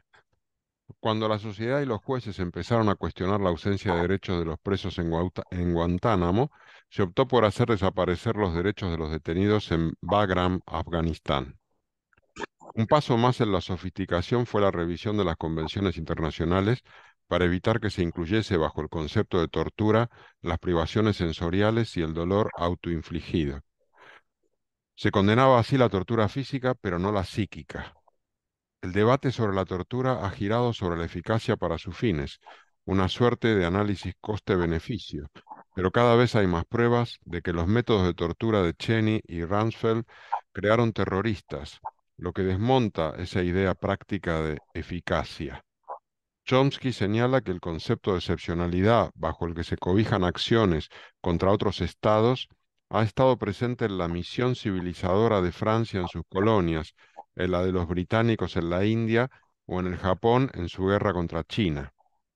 Finalmente, se refiere a la amnesia histórica que se acude a las sociedades cuando la sucesión de atrocidades narcotiza las conciencias, circunstancia que no solo mina la integridad moral e intelectual, sino que también siembra el terreno para crímenes subsiguientes. Bueno, y aquí llegamos a la pregunta 6 que nos hace Paco, que es, como en la pregunta anterior, ¿puede justificarse la tortura si con la información obtenida se salvan vidas de inocentes?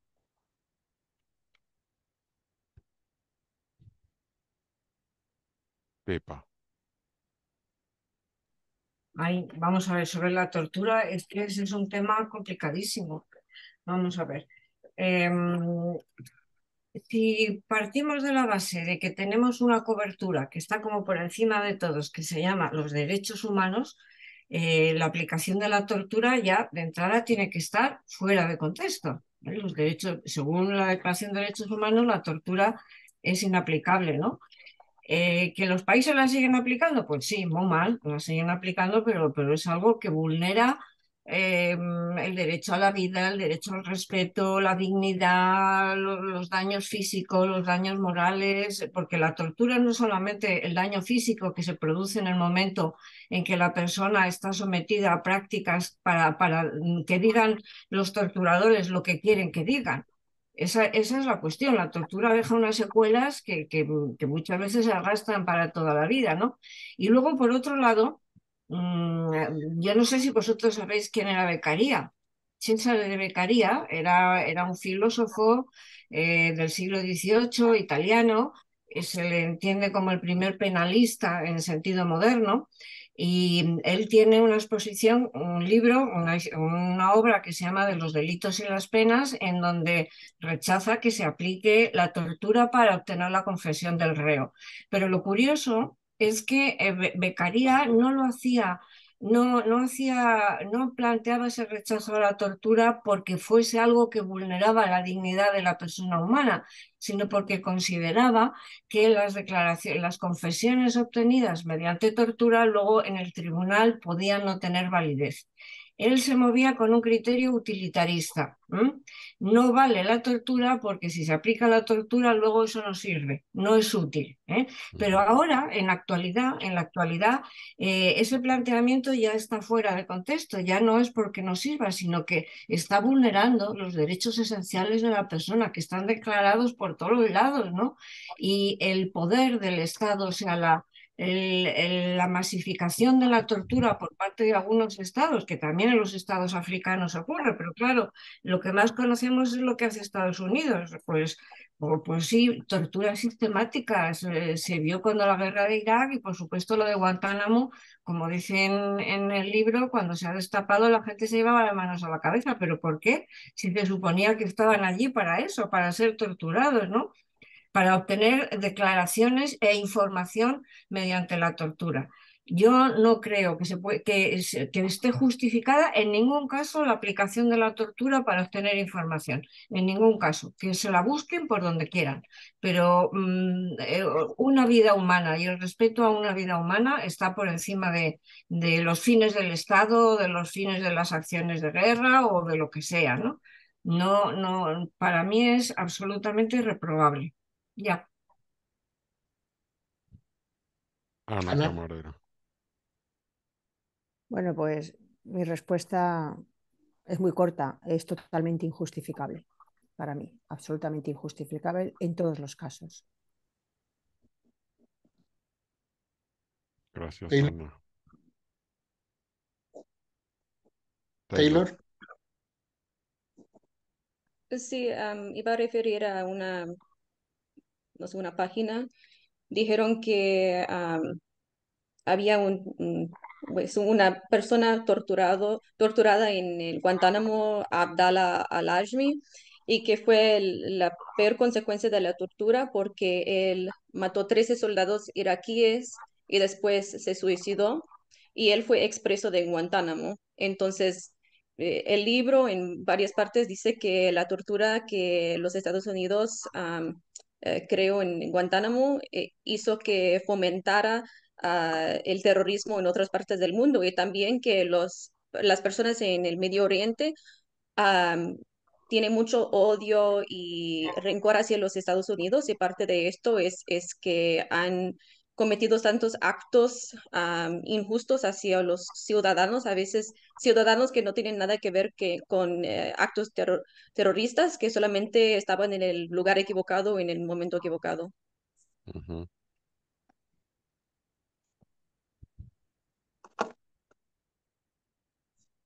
Sí, Jorge. sí, quería decir que estoy de acuerdo con todo lo que habéis dicho, me parece absolutamente injustificado, pero quiero decir que Estados Unidos, en el caso de Guantánamo, recurre a una trampa espantosa para poder justificar la tortura, pero en muchas ocasiones, como bien dice Chomsky, usa terceros países para hacer para hacer esas torturas, y se aprovecha de países con menos, eh, no sé, menos seguridad jurídica, con dictaduras, con estados que no son democráticos, se aprovecha de esa debilidad de ciertos países para, además de someterlos a sus directrices, usarlos como franquicia para interrogar usando tortura. Es absolutamente condenable. El problema es que están por encima de todo. Entonces no sé cómo se podría evitar esto, ¿no? Hay una doble moral evidente, y no sé, en fin, simplemente eso.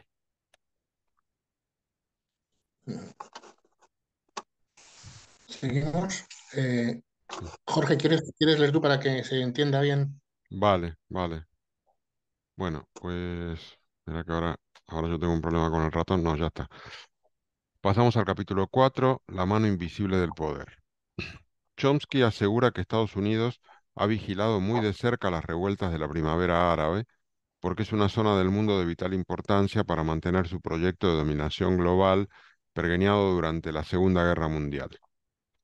En el diseño del orden en el globo, el área grande que se adjudicaron como zona de influencia abarcaba el hemisferio oeste, el lejano oriente y el antiguo Imperio Británico.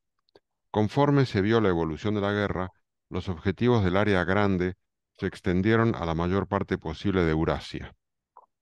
Siempre se fue consciente de que Europa podría seguir un camino independiente y la Organización del Tratado del Atlántico Norte, OTAN, se concibió en parte para contrarrestar esta amenaza. El pretexto oficial para la existencia de la OTAN quedó sin sentido con el final de la Guerra Fría.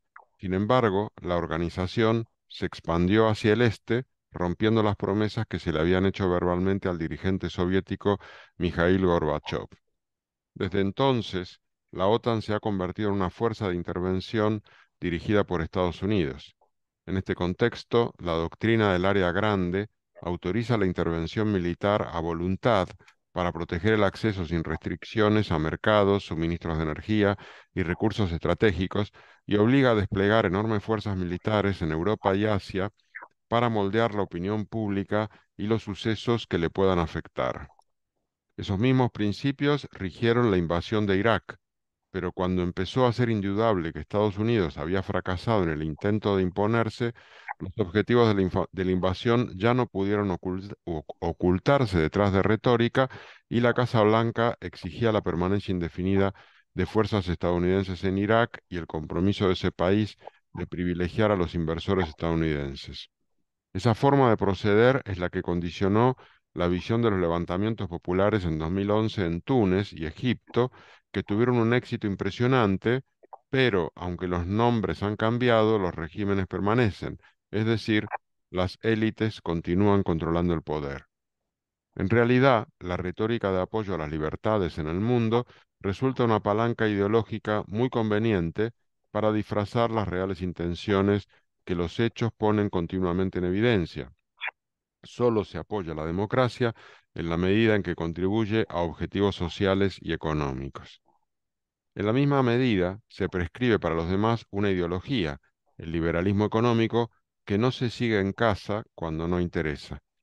Ya desde sus inicios, Estados Unidos estableció elevados aranceles para proteger su producción y adoptó numerosos mecanismos para acelerar el desarrollo industrial, más allá del mero papel de exportador de materias primas al que instaba a las colonias Adam Smith.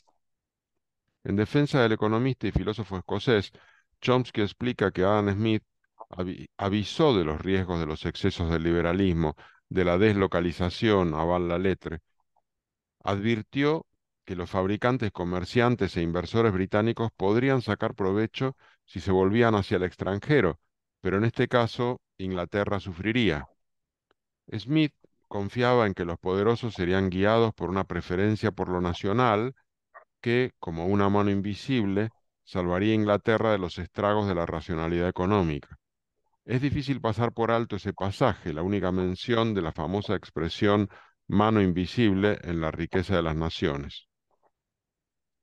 Otro destacado fundador de la economía clásica, David Ricardo, llegó a conclusiones similares, esperando que la llamada preferencia por lo nacional guiaría a los ricos a contentarse con menores beneficios en su propio país antes que buscar que su riqueza rindiera más en naciones extranjeras. Ejemplo destacado de la injusta aplicación de criterios diferentes a situaciones similares que lleva a cabo Estados Unidos es el distinto tratamiento que se le dio a los movimientos democratizadores en Europa del Este a finales del siglo, frente al desdén ante la primavera árabe o directamente la hostilidad hacia los que se produjeron en Centroamérica y Sudamérica. El levantamiento democrático en el mundo árabe se compara en ocasiones con la Europa Oriental en 1989, pero con poco fundamento. En 1989, el levantamiento democrático fue tolerado por los soviéticos y apoyado por las potencias occidentales que aplicaron la doctrina habitual. Se ajustaba claramente a los objetivos económicos y estratégicos y era por lo tanto un logro un logro noble, muy digno, a diferencia de las luchas coetáneas para defender los derechos humanos fundamentales en Centroamérica que fueron perseguidas. Aunque la doctrina del área grande todavía es la predominante, la capacidad de ponerla en marcha se ha reducido. Estados Unidos alcanzó la cumbre en su poder después de la Segunda Guerra Mundial, cuando poseía literalmente la mitad de la riqueza del mundo. Pero esa proporción descendió cuando otras economías industriales se recuperaron de la devastación de la guerra. A principios de la década de 1970, la porción estadounidense sobre la riqueza global había descendido a alrededor del 25% y el mundo industrial se había vuelto tripolar: Norteamérica, Europa y Asia Oriental, que entonces giraba en torno a Japón. Hubo también un cambio brusco en la economía de Estados Unidos en la década de 1970 hacia la financiarización y la exportación de la producción, que dio lugar a un círculo vicioso de concentración radical de la riqueza en el 1% de la población, sobre todo directores ejecutivos, gestores de fondos de cobertura y similares. Eso conduce a la concentración del poder político, de ahí las medidas para incrementar la concentración económica: políticas fiscales, normas del gobierno corporativo, desregulación y mucho más. Entre tanto, los costes de las campañas electorales se dispararon, lo que puso a los partidos en el bolsillo del capital, cada vez más financieros. Las elecciones se han convertido en una charada dirigida por la industria de las relaciones públicas. En paralelo a esa concentración de riqueza, los ingresos reales de gran parte de la población se han estancado. La gente se ha endeudado, situación agravada por la inflación de activos, regularmente destruidos por las crisis financieras que ha propiciado el desmantelamiento del aparato regulador. Y lo más sangrante de esas crisis es que castigan a las clases medias y bajas, que encima son quienes con sus impuestos subsidian y rescatan a los bancos, si es preciso.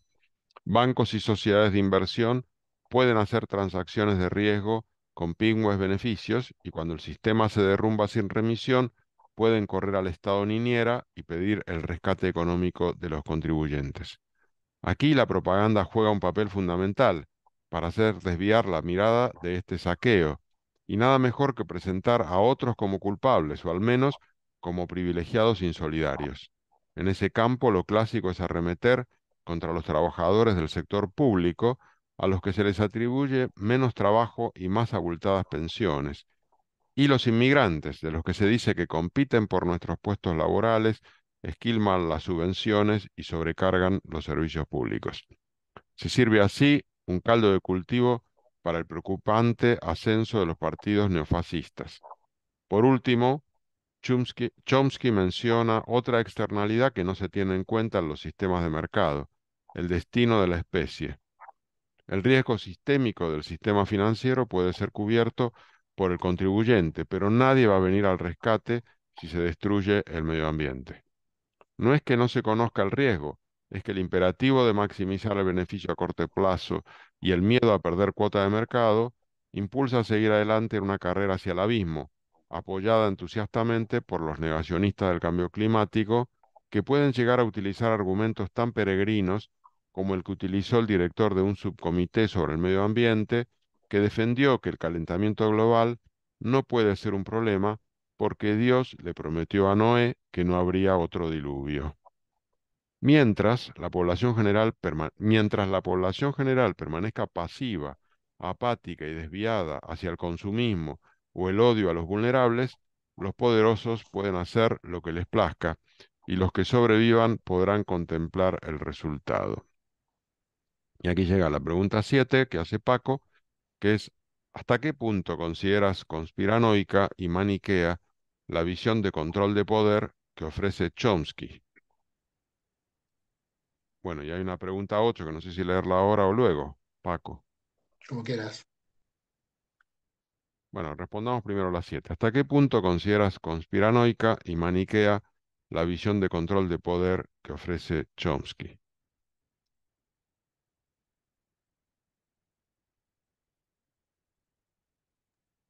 Am, yo Taylor. leí un libro sobre la pobreza y cómo resolver los problemas de la pobreza en los Estados Unidos, y hicieron un buen punto que muchas veces no se considera el apoyo que los ricos reciben del Estado en forma de pagar menos impuestos, y también subsidios para comprar, para hipotecas, am, porque obviamente recibiendo un descuento de los impuestos no es algo, am, eh, no es algo como una subvención del Estado que un pobre recibiría, es un descuento. Entonces, pero con los pobres se considera que están robando del Estado porque reciben dinero como ayuda literal del Estado. Entonces, yo pienso que esto existe y que muchas veces no toma en cuenta la cantidad de dinero que los ricos reciben del Estado solamente por descontar la cantidad de impuestos que pagan. Y este libro sugirió que el Estado eh, aumentara el rango de impuestos de los ricos para que pudieran subvencionar más proyectos sociales. Entonces hay un sistema social para los ricos, sistema social para los pobres, pero el sistema social para los ricos está más aceptado socialmente porque casi nadie reconoce que exista. Ujú. Mm, Me parece muy bueno, Taylor. Bueno, está claro que en Estados Unidos los ricos son muy adorados y muy privilegiados, y la desigualdad es tremenda. Creo que en Europa es algo menor, aunque también hay mucha desigualdad, pero hay más presión fiscal. A la pregunta, ¿consideras conspiranoica o maniquea la visión de control de poder que ofrece Chomsky?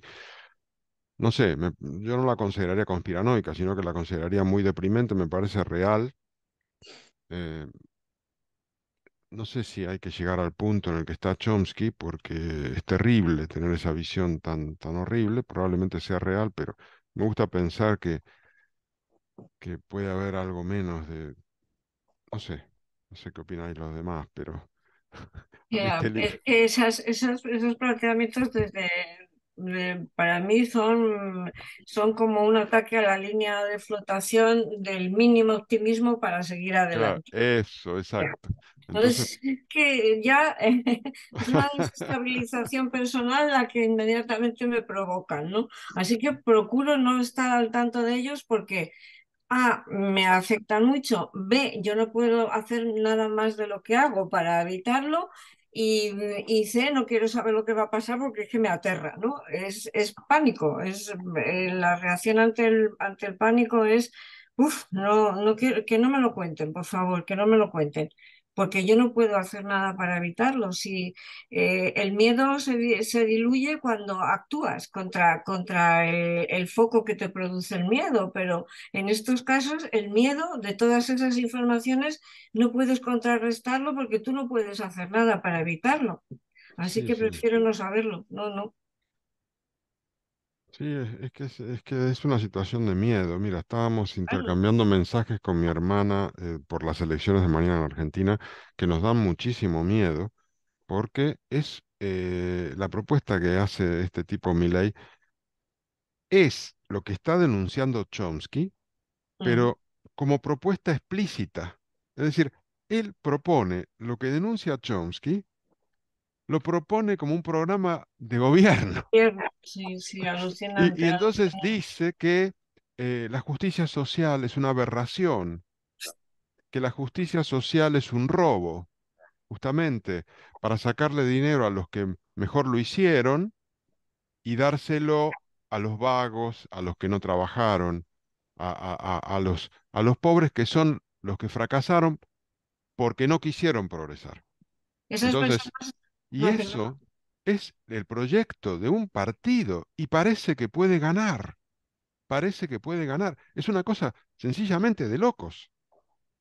Pero tampoco hay tenéis más alternativa, ¿no? Sí, por supuesto que hay una alternativa que, claro, tiene la dificultad de que es el mismo ministro de Economía actual el que la lidera. Ya. Y la economía actual está muy mal. Y entonces eso le significa un lastre, y por más que él trate de separarse del gobierno actual y presentarse como que va a tener un gobierno de gran unidad nacional y que va a traer gente de otros partidos, pues la gente tiene tanta bronca contra el gobierno actual y su política económica Que puede eh, ganar este, sí. que puede ganar este con una propuesta que es lo que está denunciando Chomsky, pero convertido en un proyecto político. Es una cosa así explícito. Ese planteamiento parte de una premisa, que no se entiende la redistribución de la riqueza a nivel mundial. Es decir, Si nosotros tenemos así y hay unos que tienen así, vamos a compartir, pues que vengan y les echamos una mano, ¿no? Es como la solidaridad más esencial, más primaria del ser humano, pero no, no se da, no, no, No, porque esa solidaridad que tú estás hablando es una aberración. para ellos. Claro, claro. Y entonces ya no la puedes usar como un argumento válido, porque si tú dices eso, eres un zurdo de mierda, Sí. estás planteando un robo y, por tanto, nada, olvídate. Es Es decir, un es envilecimiento, envilecen lo que es humano, lo que es esencial para el ser humano, que es la cooperación, el apoyo, la el cuidarnos solidaridad. unos a otros, Sí, no, nada, nada. sí, la fraternidad, ¿no? Solamente se quedó con la libertad. Sí, sí, Borró pero esa lo de, libertad entendida a su modo. claro, borró igualdad y fraternidad, Sí, porque esas eso dos cosas son de zurdos de es mierda. superfluo, no Se vale quedó para nada. solo con libertad. Para hacer lo que me dé la gana Sí, contra quien quiera. exacto. Paco, perdona, tú toma las riendas en la medida que pueda. No, Ahí. creo que estaba Ana que quería intervenir. Sí. Sí, nada, simplemente quería comentar que esta mañana he oído en la radio al autor de un libro que se llama La supervivencia de los más ricos, Douglas Ruthcliffe, que, que me ha recordado la película esa No mires arriba, no sé si la habéis visto, ¿no? De unos ricos que montan una nave espacial para huir de la Tierra porque va al desastre, ¿no? Al desastre medioambiental. Entonces, yo, yo creo que puede haber algo de cierto en esto. A mí me parecía que era como una obra de ficción, pero bueno, pues sí que puede haber personas, bueno, ya tenemos ahí a Elon Musk con sus naves y sus proyectos espaciales para... Y la pregunta de Paco de ¿por qué crees que pese a la evidencia esta que es manifiesta pues las clases medias y bajas permanecen pasivas, ¿no? Permanecemos pasivas. Pues yo creo que es que vivimos en la sociedad del entretenimiento. Yo creo que una de las razones, no es la única, claro, ahí es todo mucho más complejo, ¿no? Pero yo creo que conviene tenernos distraídos, tenernos entretenidos en muchas cuestiones de tipo lúdico y bueno, pues estar como también sobresaturados de informaciones variadas de todo tipo, no distraídos. En general nos, nos tienen muy distraídos y yo que también trabajo con adolescentes, ¿no? Con personas jóvenes, veo que cada vez el tema de la atención, la concentración, el estar llegando, siguiendo una tarea o un proceso durante un tiempo un poco más largo, pues es algo que cuesta mucho. Entonces yo creo que hay quien dice que vivimos en la sociedad del entretenimiento y yo creo que algo de razón tiene que haber en eso. Hasta aquí. Ujú. Esa Sí. película que menciona Sana, que es muy curiosa, es una parodia, realmente es una parodia. Viene un meteorito que nos va a fulminar y la respuesta de las autoridades, déjalo, no mires arriba, haz como que no y tú sigue con tu vida, ¿no? Pero a mí no me hizo ninguna gracia, porque no pretendía hacer gracia, pero a mí no me hizo ninguna gracia, pero me impresionó mucho cuando al final se reúnen los protagonistas en familia para estar juntos porque va a caer el meteorito y hacen sus comentarios. ¿Te acuerdas cuando comprábamos aquel café que te molían? ¿Te acuerdas que aquella cosa que te gustaba? Y llegan a la conclusión de que esa fue una frase que me dejó, lo teníamos todo y no nos dábamos cuenta. Lo tenemos todo y no somos conscientes de que lo tenemos todo porque no miramos más allá de lo que hay a nuestro alrededor, porque no somos capaces de valorar lo que tenemos en función de lo que tienen los demás, ¿sabes? Mm, A mí esa película me hizo que pensar, ¿eh? Parece una cosa en tono de comedia, pero no tiene maldita la gracia. mm. Sí, pero Bueno, fíjate que la pregunta decía, no solamente permanecen pasivos, sino que en muchas ocasiones respaldan esas políticas y a quienes las patrocinan. ¿Por Ujú. qué? No, no. es algo que, no sé, me gustaría, si alguno tenéis una idea, porque yo es que no alcanzo a Ni idea, comprenderlo. ni idea. Yo no sé cómo la gente puede patrocinar eso, ni puede, porque yo a mi alrededor hay personas que dicen, pero qué tontería, si en Madrid siempre ha hecho mucho calor en verano, cuando estamos a 48 grados, pero ¿cuándo has visto tú 48 grados en Madrid en los años 60? Jamás en la vida. O sea, es la negación y viven en su negación. No lo sé si lo hacen también como defensa, no lo sé, pero no o sea, yo no entiendo que haya gente que viva despreocupada por esto. No lo entiendo. No lo entiendo porque la evidencia es tan grande. No hace falta ser un científico ni tener conocimientos científicos para darte cuenta de lo que está pasando, ¿no? De lo que está cambiando y del daño que estamos haciendo. Que tampoco es tan imposible mitigar esos daños. ¿Os acordáis cuando hace 10 o 12 años suprimieron las bolsas de plástico de los supermercados? Nos Ujú. parecía, uy, bueno, pues nos hemos acostumbrado a todos y ya no hay bolsas de plástico por ahí volando por los aires, ¿no? Y contaminamos menos. Si nos ponemos a ello se pueden hacer cosas, pero es tan Sí. difícil que aquellos que tienen que tomar la iniciativa y la decisión de vamos a eliminar esto, no lo hagan, que yo no lo entiendo, no lo entiendo. Entonces me Sí, desespero. Ujú. pero fíjate, Pepa, que en la cuestión del cambio climático mm, ya está ahí, ya estamos viéndolo. Sí, sí, sí, claro. Pero, pero sí, pero digamos que no te está afectando directamente. ¿No? Aparentemente, tú No, sabes que aparentemente eso no. sí, sabes que es simplemente un paso y que luego va a venir el siguiente y el siguiente y que esto va a ser insufrible.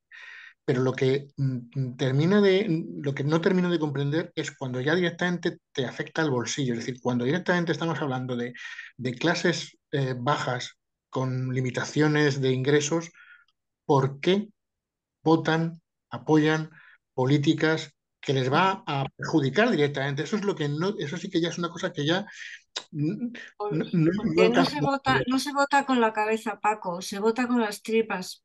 Se vota con las tripas y la publicidad política o electoral es tan falsa y tan retorcida que la gente no sabe ni lo que les dicen, ni entienden, ni quieren entender. Se vota con las tripas, no se No, utiliza la cabeza para votar. A todos nos pareció impensable cuando ganó el referéndum del Brexit. Nada, aquello fue una convulsión en Europa, claro, en Europa. Pero ¿cómo puede ser? ¿Pero cómo puede ser? Porque la gente vota sin pensar, vota sin darse cuenta. Vota sin darse cuenta de que están votando a aquellos que les están perjudicando, aquellos que les están recortando el salario, aquellos que les están recortando la asistencia sanitaria, aquellos que les están recortando las pensiones. Es que no lo piensan. No, es que no me cabe otra explicación tampoco, claro.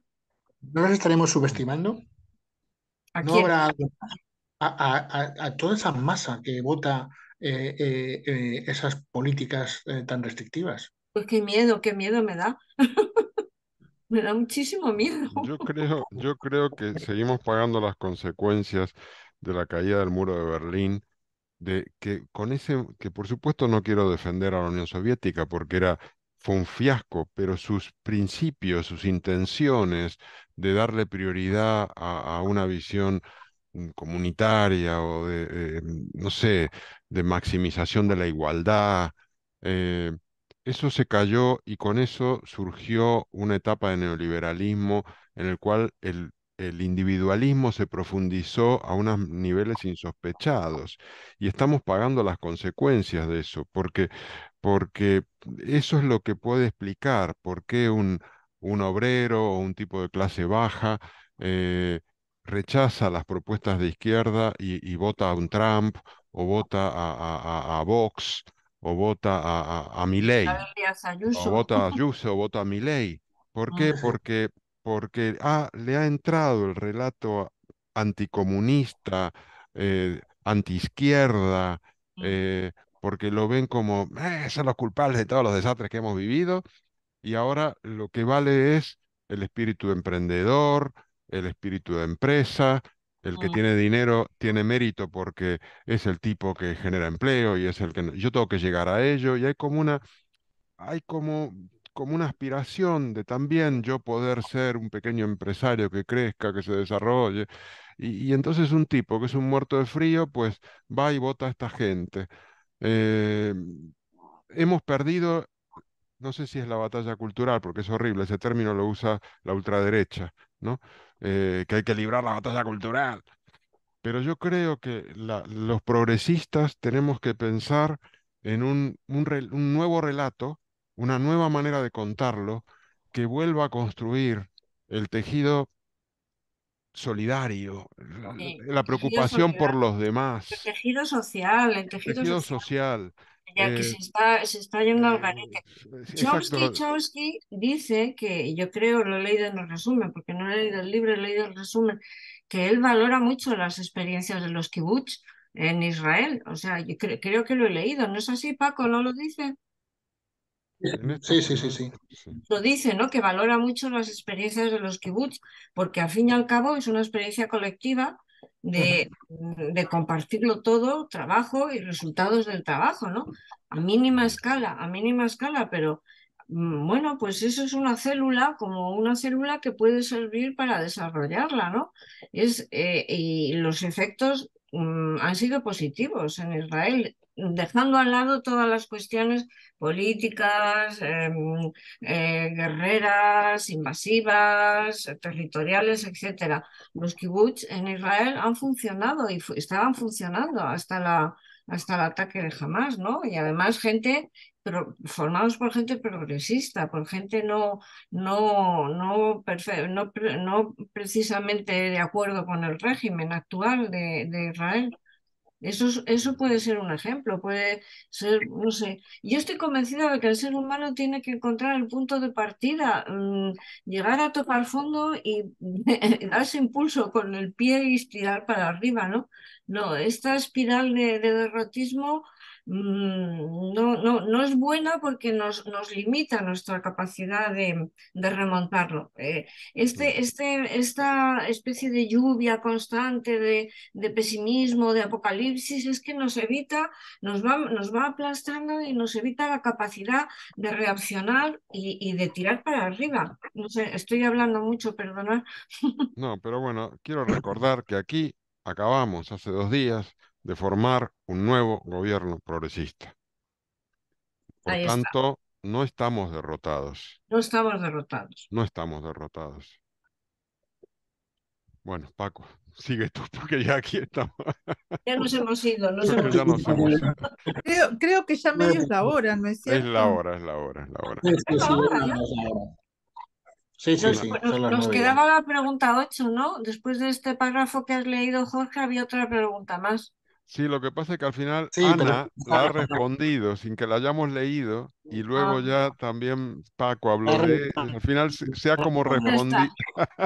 autorrespondido, se ha autogestionado. Sí. Bueno, pues si te parece, Bueno, entonces Paco, chicos, dejamos aquí. El próximo muy bien. sábado no tenemos sesión ¿Mm? porque lo tenemos libre. Entonces la siguiente es el 2 de diciembre con también Quién domina Marchas, el mundo, nuevamente, con marchas. Chomsky. Y Muy luego bien. empezaríamos el 9 de diciembre con Vivir con los dioses, pueblos, objetos y creencias, con la moderación de Enzo, que parece que también es muy interesante. Así que nada, bueno, buen fin de semana, buena semana. Muchas Igualmente, gracias, Paco, ¿eh? chicos, Chao. Muy Gracias a muy bueno, todos. Paco, el divertido hoy. resumen, Nos ¿eh? hemos pasado muy bien. Muy Chao. bueno, sí, Gracias, gracias. Chao, gracias. hasta luego. Gracias, Paco. Adiós. Chao, hasta luego.